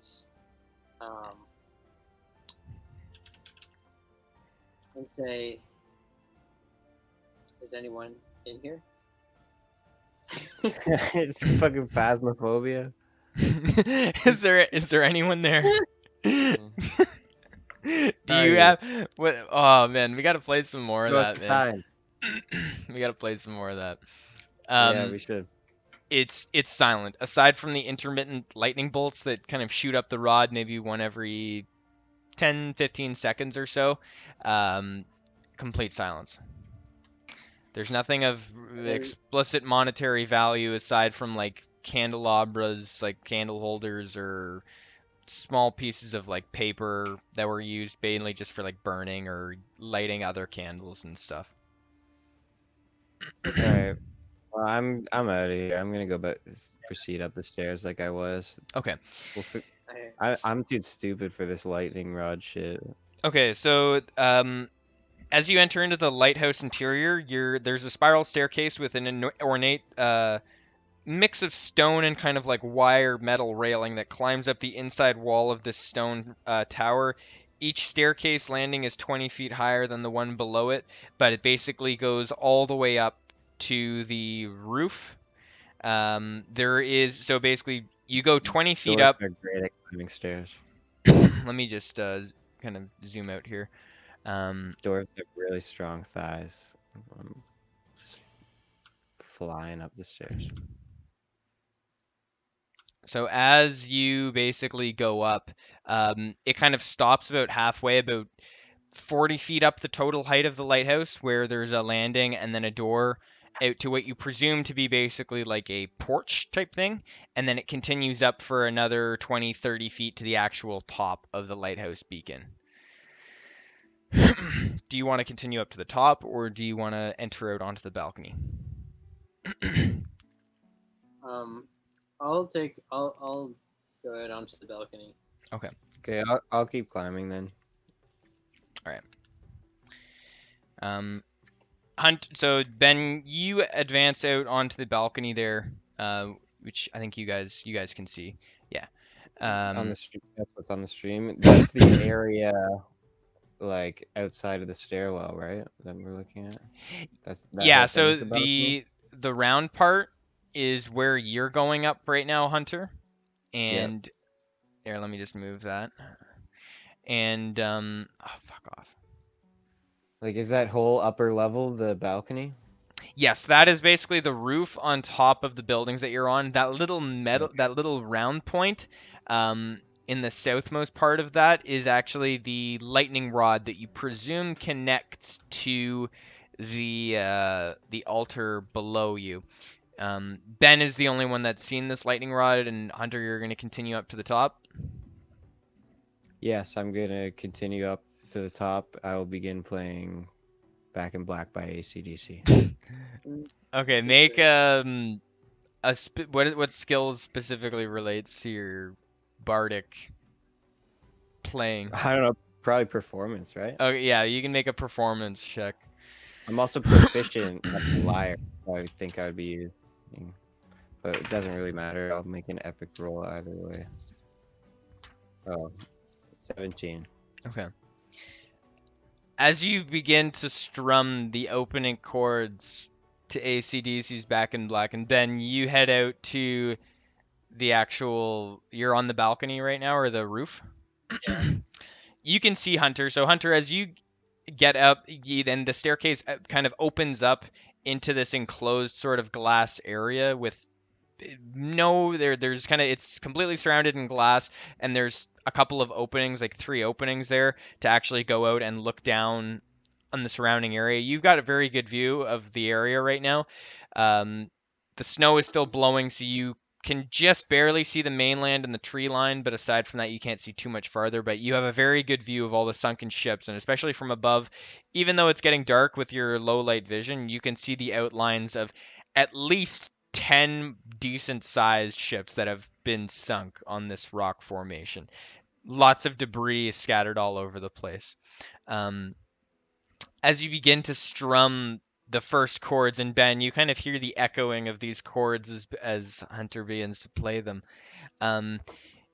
You hear almost like this like hissing noise on the wind, and you hear in the voice of a woman say, "You should have not come here to disturb the souls of the damned."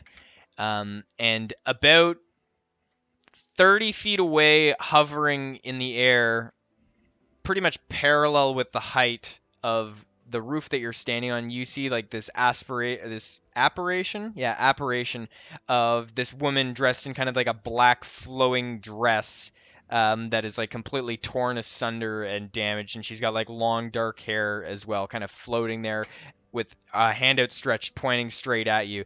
And immediately she raises her hand and points it at you. There's a crack of lightning, and a lightning bolt comes down and strikes the lightning rod. And as Hunter continues to play the song, the actual lighthouse beacon begins to glow with like just this absolutely bright, like completely illuminating the entire area, like a green hue illuminating the entire area, and that flashes intermittently and begins to kind of like spin.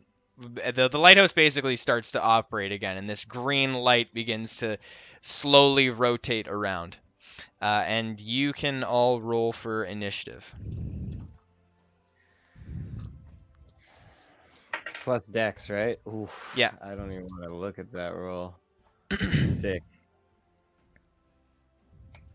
8. 8? Oof. Okay, so the Banshee is going to go first.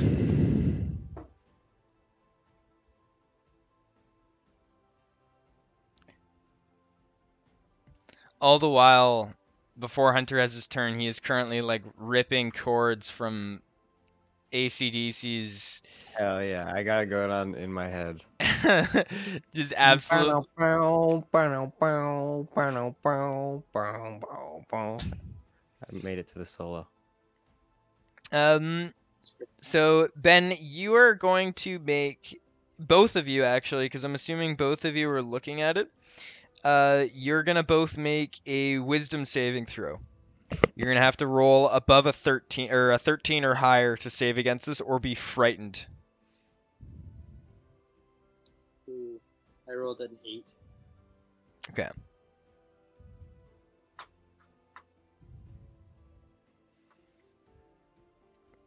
So at the start of your next turn, Ben, at the start of your turn, you're gonna have to make another saving throw against this, or otherwise you're basically going to run inside and cower from the banshee. What did you roll, Hunter? A 6. Okay, same thing for you. So if either of you fail your next saving throw, you're both basically gonna cower inside of the tower. In addition to that, it is also going to let out the most high-pitched scream you've ever heard, like just this mournful wail. You are both going to have to make a DC 13 Constitution saving throw. So you're going to have to roll a 13 or higher to save against this. Oh, 11. Plus Constitution? Yeah. Oh, I got 13. Okay, very nice. So Hunter manages to save from this. He kind of like uses his strumming and like puts his guitar up to his ears to like drown out the sound of the As I scream. entered the solo, yeah. But Ben, you don't fare so well, and you take 9 points of psychic damage. As this, you're like a couple of drips of blood like drip down from your ears as this like scream, like physically damages your body. He made your brain bleed. Oh, I need some of that AC/DC. Yeah, get in here. Let me sing your soul. And it is going to hover and fly towards you so that it is basically directly in whereabouts were you? Would you say you were standing there, Ben? In regards to being on the actual ledge there, the roof. I was probably so you just move your mouse down 2 squares. Move it up 3 squares. Like there? Yeah. Okay, something like that. It doesn't really matter too much. So she was basically hovering exactly in line with you, straight out towards this way. Essentially right where this, like just below this green beacon thing is. She's gonna begin floating towards you and basically be hovering just over top of that railing going around the entire exterior of the thing. I think Ben, you rolled next in the initiative order. So if you want to make another wisdom saving throw to not be scared, you can do so now. So you'll have to roll a 13 or higher to be not frightened and carry on with the rest of your turn. Otherwise, you're going to use your movement to hide inside. I rolled a 17. Okay, very nice. So you are not terrified anymore. You can now take the rest of your turn. You can take your movement. It's not within melee range explicitly. It's hovering directly above the railing about 10 feet away from you or less. So it's up to you what you want to do. Mm-hmm. Does that lightning pole appear to have any effect on the ghost at all? The lightning rod was specifically, it had something to do with the actual lighthouse starting up. You don't really know what would have necessarily spurred that, but both of them aren't really connected. But you could go up and try to interact with it in a certain way. I mean, it's every couple of seconds there is another sizable bolt of lightning that comes down and like strikes it. At which point the green light at the top kind of like surges and glows really bright and then kind of like relaxes a bit, but still stays on. Right now, the entire area is quite well illuminated. Does the light look natural? Hey, Tony. What's up, boys? Oh, hey, Tony. Tony. Perfect timing. Does what look natural? The green light. It's the light itself is like physically non-magical, but it's just like illuminating the area. Like it's just the lighthouse beacon.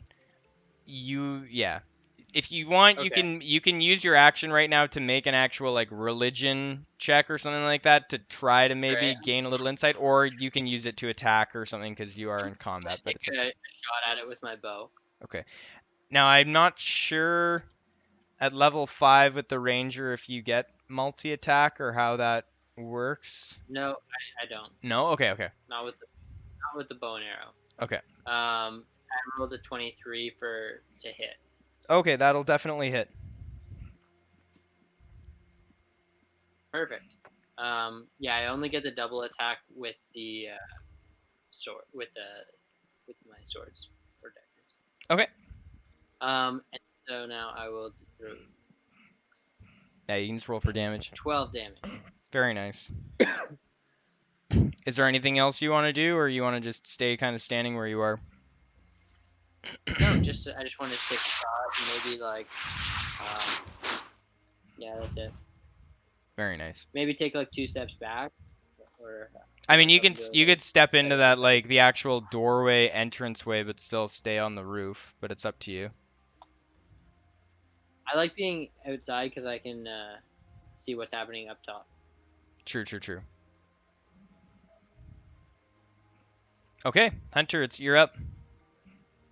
Yeah, I want to do the my blindness spell. Okay. So the creature has to make a Constitution 15 saving throw. 16? 15. 15, It rolled a 10. Woo! So I make it blind. And is that just another save it's going to have to make on its turn to try to get past that, or is it? Yeah, the target is blinded. Oh, it says for the duration. Oh yeah, at the end of each of its turns, the target can make another Constitution saving throw. Okay. So it lasts for 1 minute otherwise. Okay. If it continuously fails. So at the end of its next turn, it'll then be able to. At the end of its next turn. How long are turns? Oh no, I just mean when it's because right now if that's all you're gonna do for your round of combat, so I'm assuming you're standing on top of the lighthouse, kind of looking down at it.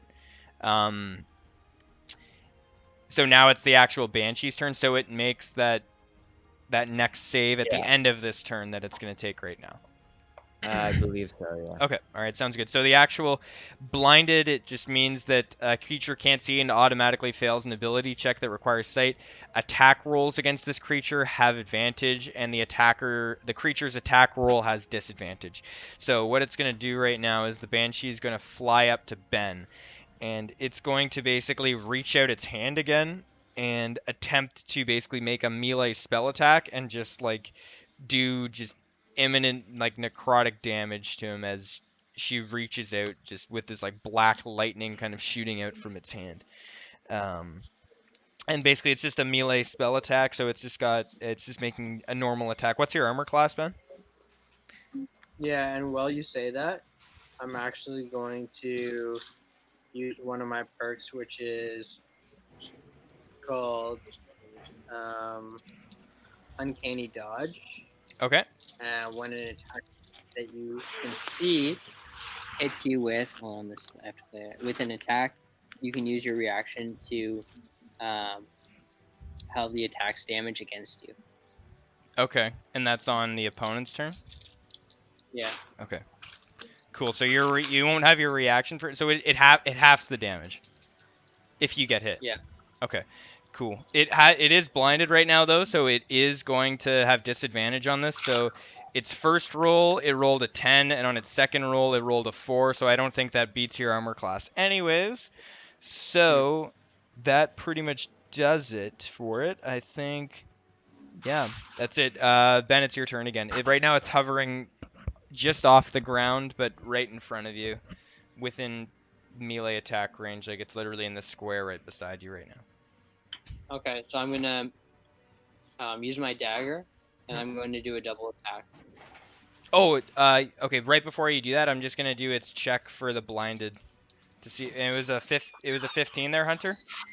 Correct. Okay.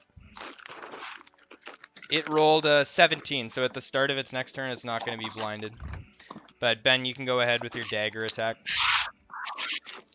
All right, for my first one, I rolled a 14 to hit. Okay, that will hit.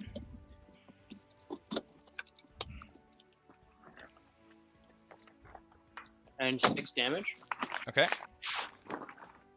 So now I'm going to do it again.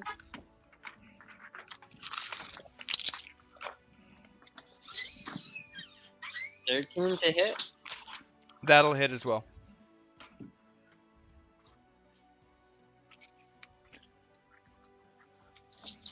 $8 damage. Okay. All right, Hunter. Is there anything else you want to do, Ben? No. Okay. Hunter, your go. Okay.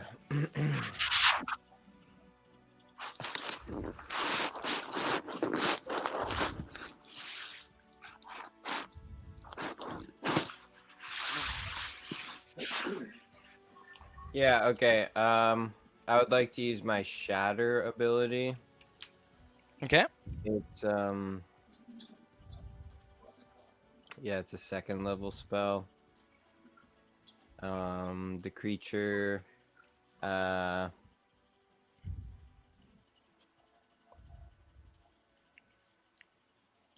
yeah, okay. Yeah, the creature has to make a 15 Constitution saving throw. Okay. It rolled a 17. Okay, then I guess it's fine. Does it take half damage or anything like that? Oh, you're right. Good call. Yeah, so it takes half of 3d8. Okay. You can roll for damage then. Look at me, I'm fucking working for you guys.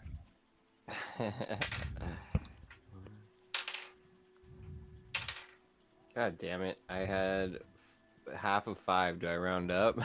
Yeah, 3? you can round up, so that'll be 3. God damn. Okay. The Banshee is basically just going to reach out and try to hit you again, Ben. Okay, I think I can only use the uncanny dodge once per turn or per fight. But I don't know. I don't know. Would it doesn't say. Are you on D&D Beyond? Yeah. I'm pretty sure it's only once per turn. Okay. It's gonna just make that attack one more time. Ben, what's your armor class? 15. Okay. So it rolled a 13 plus 4, so it hits Darn. for 3d6 plus 2 necrotic damage. Ooh, that's a heavy hit. It's gonna hit you for 16 points of necrotic damage. Woo! Christ, Ben, what HP are you at now? 20. 2 more hits. It's gonna continue hovering in front of you, Ben, but it's your turn now. It's my turn, alright? Well, I'm going to attack him again with my dagger, It's a her. right? And I rolled a 25. Okay, that will to hit.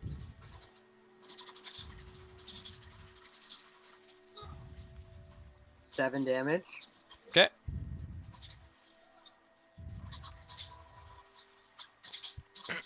Um, 22 to hit. 22, yeah, that'll hit as well. And 8 damage. Very nice. And now, am I allowed to move?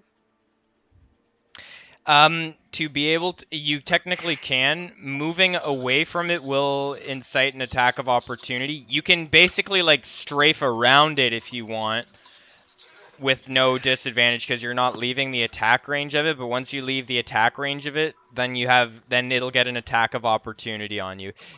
At the start of your next turn, you could take. At the start of your next turn, you could use the disengage action to basically like block out, and then you can move without taking the attack. Or if you have any ability that gives you an extra action, I don't know if the rangers or the rogues have that or anything like that. But no, I don't think so. All right, well, Hunter, I'll stay tight. You're up, Hunter. You're basically standing directly above it, looking down over the ledge if that's where you want to be, or move anywhere else. It's up to you. Yeah, I'm okay with that. Ben, don't forget about the inspiration that you still have. Okay, I'm gonna do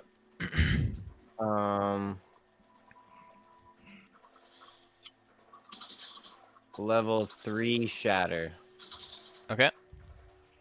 So I guess I'll just roll it in D&D Beyond. Oh.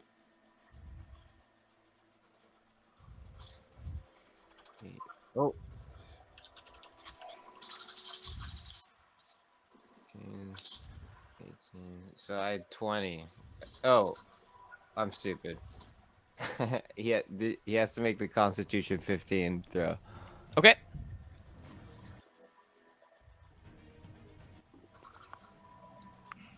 Constitution 15. It rolled a 14, and it doesn't have anything to add from its Constitution, so that you are successful. Nice, then I got 20 damage. Oh shit. Okay, very nice. Yes, it was a strong hit. That was a very good hit. The Banshee kind of. So what was that actual attack that you did there? It's called Shatter. It's a sudden loud ringing noise, painfully intense, erupts from a point of choice. It's 3d8 thunder damage plus extra levels. So it's thunder damage. Very nice. It's a loud. As that happens, almost like in conjunction with you using the spell, like a small piece of lightning that kind of like strikes down at the lightning rod there, creating another surge of light in the tower, kind of like arcs off and strikes the Banshee as well, as you kind of like direct it to do so with your like magical will, dealing that damage to it. Oh hell yeah! Yeah. I should have been playing Thunderstruck.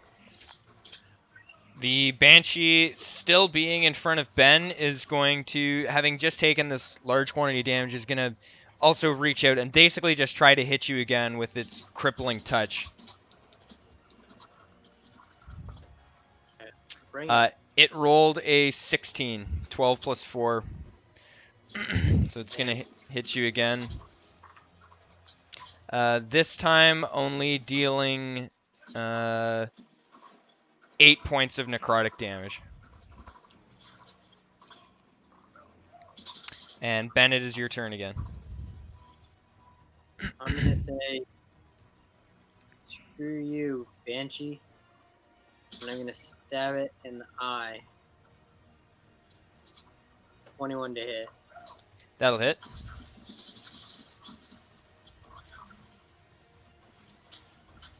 Eight damage. Okay. And I'm gonna try and stab it again. 25 to hit. Okay. That'll hit. 9 damage. Very nice. With that last strike, Ben, you deliver the killing blow to the Banshee. Nice, man. Nice. Well, look at us. I stabbed his one eye, and then I stab her second eye, and then I just twist the blade, and then just try to do a Spartan kick, and I try to kick her off of the lighthouse tower. And do a Very backflip. nice. Into the ocean.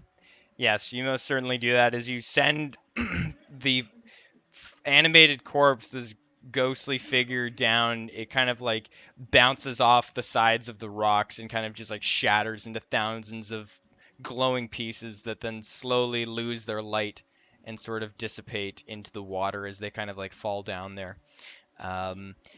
The lighthouse continues to glow. The intermittent lightning has stopped.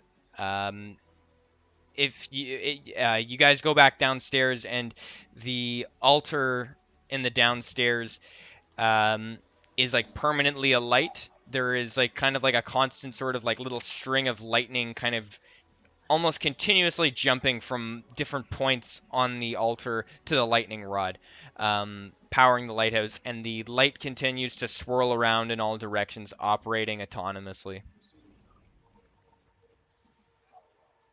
Is it magical? Do you want to do an Arcana check?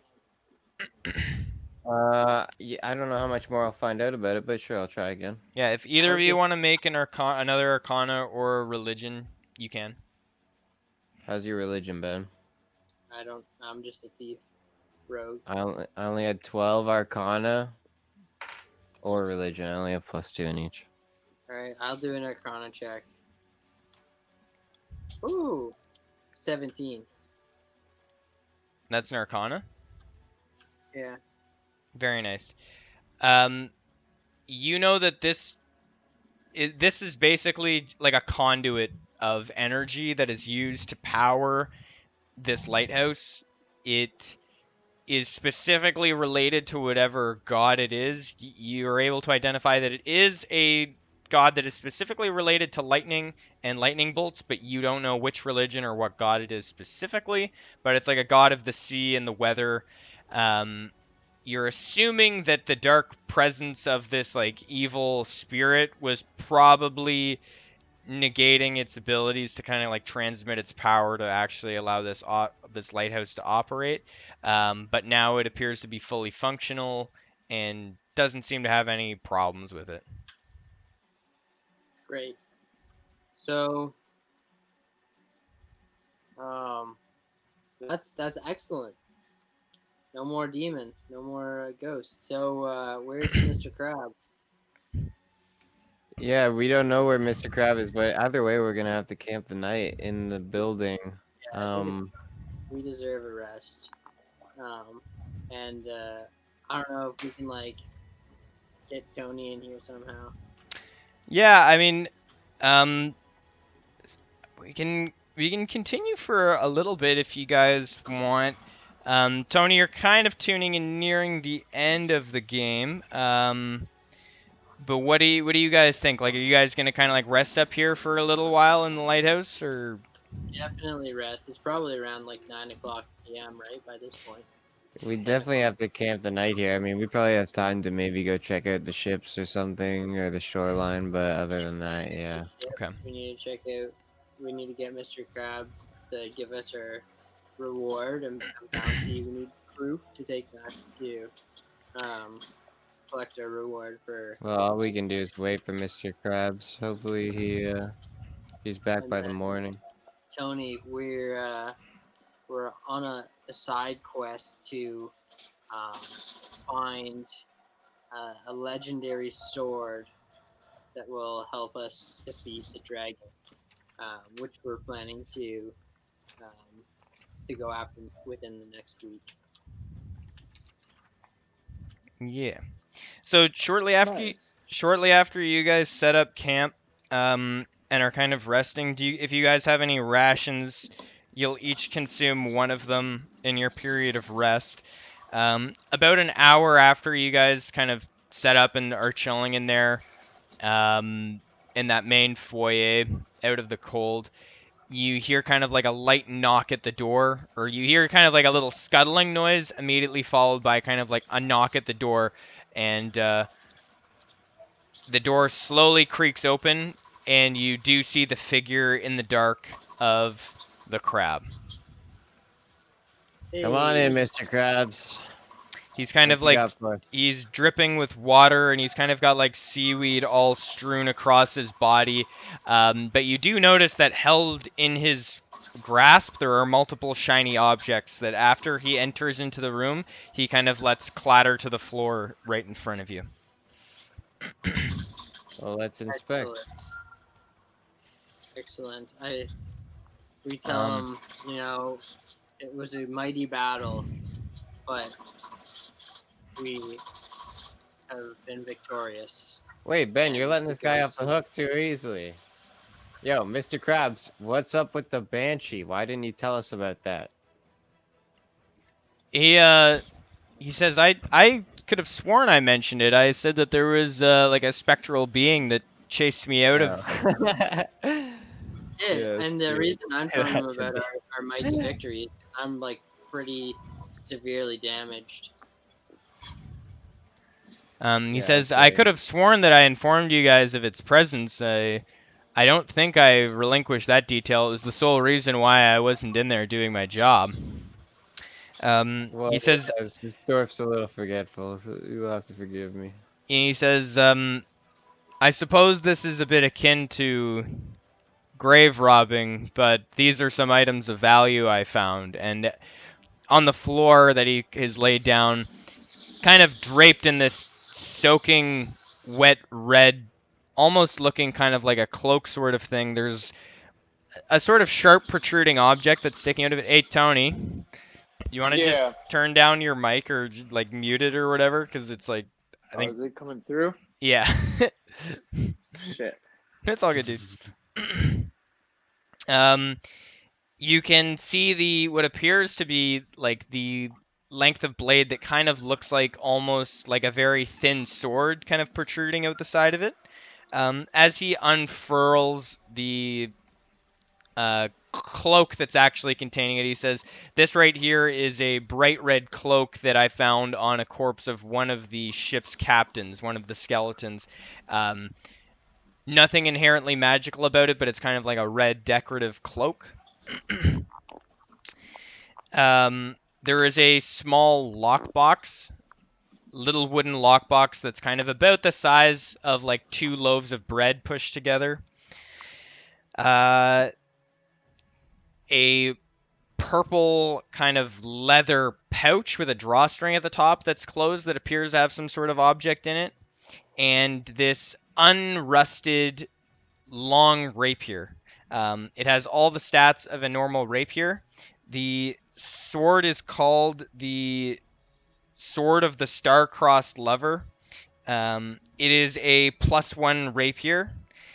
The grip has a skull on the pommel of it, like kind of like a little metal skull, as well as like a full kind of handguard that has multiple like skeletal sort of bodies or shapes kind of all like holding hands and kind of like all along the actual handguard. The sword itself is like a very bright silver, and all of it is completely untarnished and rusted. I use a rapier. Do you, Ben? Yeah, it's fine. I do too, but you can sell yours if you want. Well, you're more the melee guy than I am. If you think you can use it. I was using the rapier, but this whole battle I used the dagger that I took off of the last guy. So you can take this. Okie dokie. I'll take it. So that leaves the purple leather pouch and the small wooden lockbox. On the exterior of the wooden lockbox, it's got 2 kind of like brass hinges and a brass latch on the front of it, with a small keyhole in the front. The Mr. Krabs exclaims that he wasn't able to find the key for it. Well, I'll try to open it with my sleight of hand. Okay. Do you have lockpicking tools? Yes, I do. Okay. And I rolled 21. Very nice. So this is a very simple sort of lock. There's nothing magical about it. As you open it up, it contains 6 pearls, like very, very clear, like good quality pearls. You assume could fetch potentially between 75 to 120 gold pieces each to the right buyer, as well as 250 gold pieces. Ooh. The box of which is of probably little to no value, and the only other thing there is the purple leather pouch, which as either of you reach for it, the crab says, "This is actually a personal article of mine, but consider this a token of appreciation for this work that you've done for me. I hope it is, you know, a small thing I can do." All right. Well, before we do the pouch, Ben, I say you take the jewelry since you have less cash than I do, and then we'll just split the gold. Okay, and you can take the cloak as well. So I have the cloak of the bat. Okay, cool. What's the is there something that I could? Is the cloak actually called something, Eric, or is it just a cloak? The cloak is called Vainglory. It's basically like kind of like a red cloak with a bunch of like red sort of lines in the shapes of veins, kind of like in a slightly brighter shade, kind of like draping all the way down the back of it.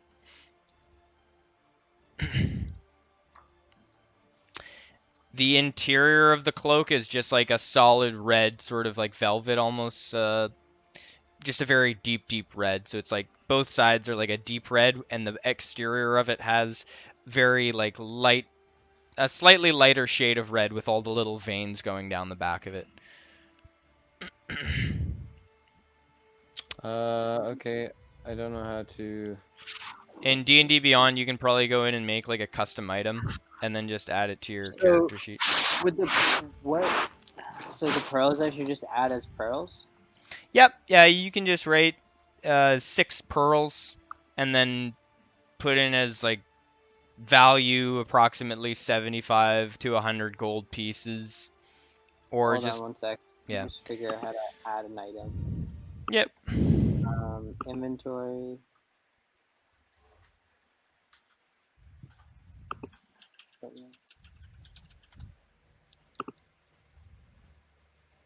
Add custom item. Okay.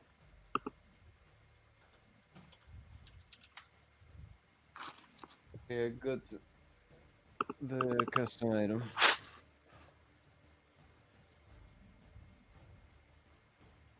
And the rapier, and we get 125 gold each. Yeah. 6 pearls. At how much per pearl? Per pearl? About 100 gold pieces each. Wait, you got 6 pearls? Yes. In the purple bag? No, no, no. That hasn't been opened yet.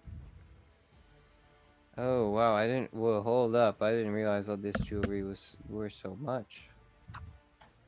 The pearls aren't attached to anything. Like they're just loose, like round white pearls. So those are the only jewelry? Yeah. No. Oh yes. Well, that yeah, that and the gold. But it's not the only gold. Yeah, yeah. Well, okay, well, that's the worth of the pearls. Like, if you were to trade them or try to sell them. Well then, how about I'll actually just give you an extra like 75 gold to bring you up to my speed, and then we'll split the pearls. But you got the sword and the cloak. There's I'll also give you the pearl. Oh, is there nothing else? There's the one. There's something that's in the purple leather sack. We don't know what's in the purple Right. sack. Well, yeah. Actually, Ben, just hold on to the pearls for now, anyways, because we're gonna have to sell them. We'll figure it out another time. Yeah, I'm sure we'll use them to barter or something, or Yeah, get horses. it's not like the money. It's like, yeah, gonna go against me. Yeah. Okay. Let's open the purple sack. Okay. Inside of it, as you open it, the Mr. Krabs says, "This is a very this was actually a gift that was given to him from some of the people from his like colony in the ocean, and he says that they call it something different, but to you, you could refer to it as a conch of calling. And as you open it up, it's like a very bulbous, almost like large, about 3 fist-sized kind of like conch shell. All over the exterior of it, there's like an orange and white tie-dye pattern with a bright orange interior to it. And he says, if you're ever at sea, deep in the ocean, or out on a body of water, and you need to communicate or parlay with any member of his crab colonies, you can speak into it, and they may or may not respond or send someone to come meet with you. He says they won't be hostile, but they could potentially come to your aid. It depends on the circumstances and when you do so. He can't make any guarantees, but it was basically given to him to communicate with his family or anyone else when he left. It was kind of like the one favor they did for him when he left the ocean. All right, Hunter, you take that one. Okay, that sounds pretty dope. How many gold pieces did we split, Hunter? 125.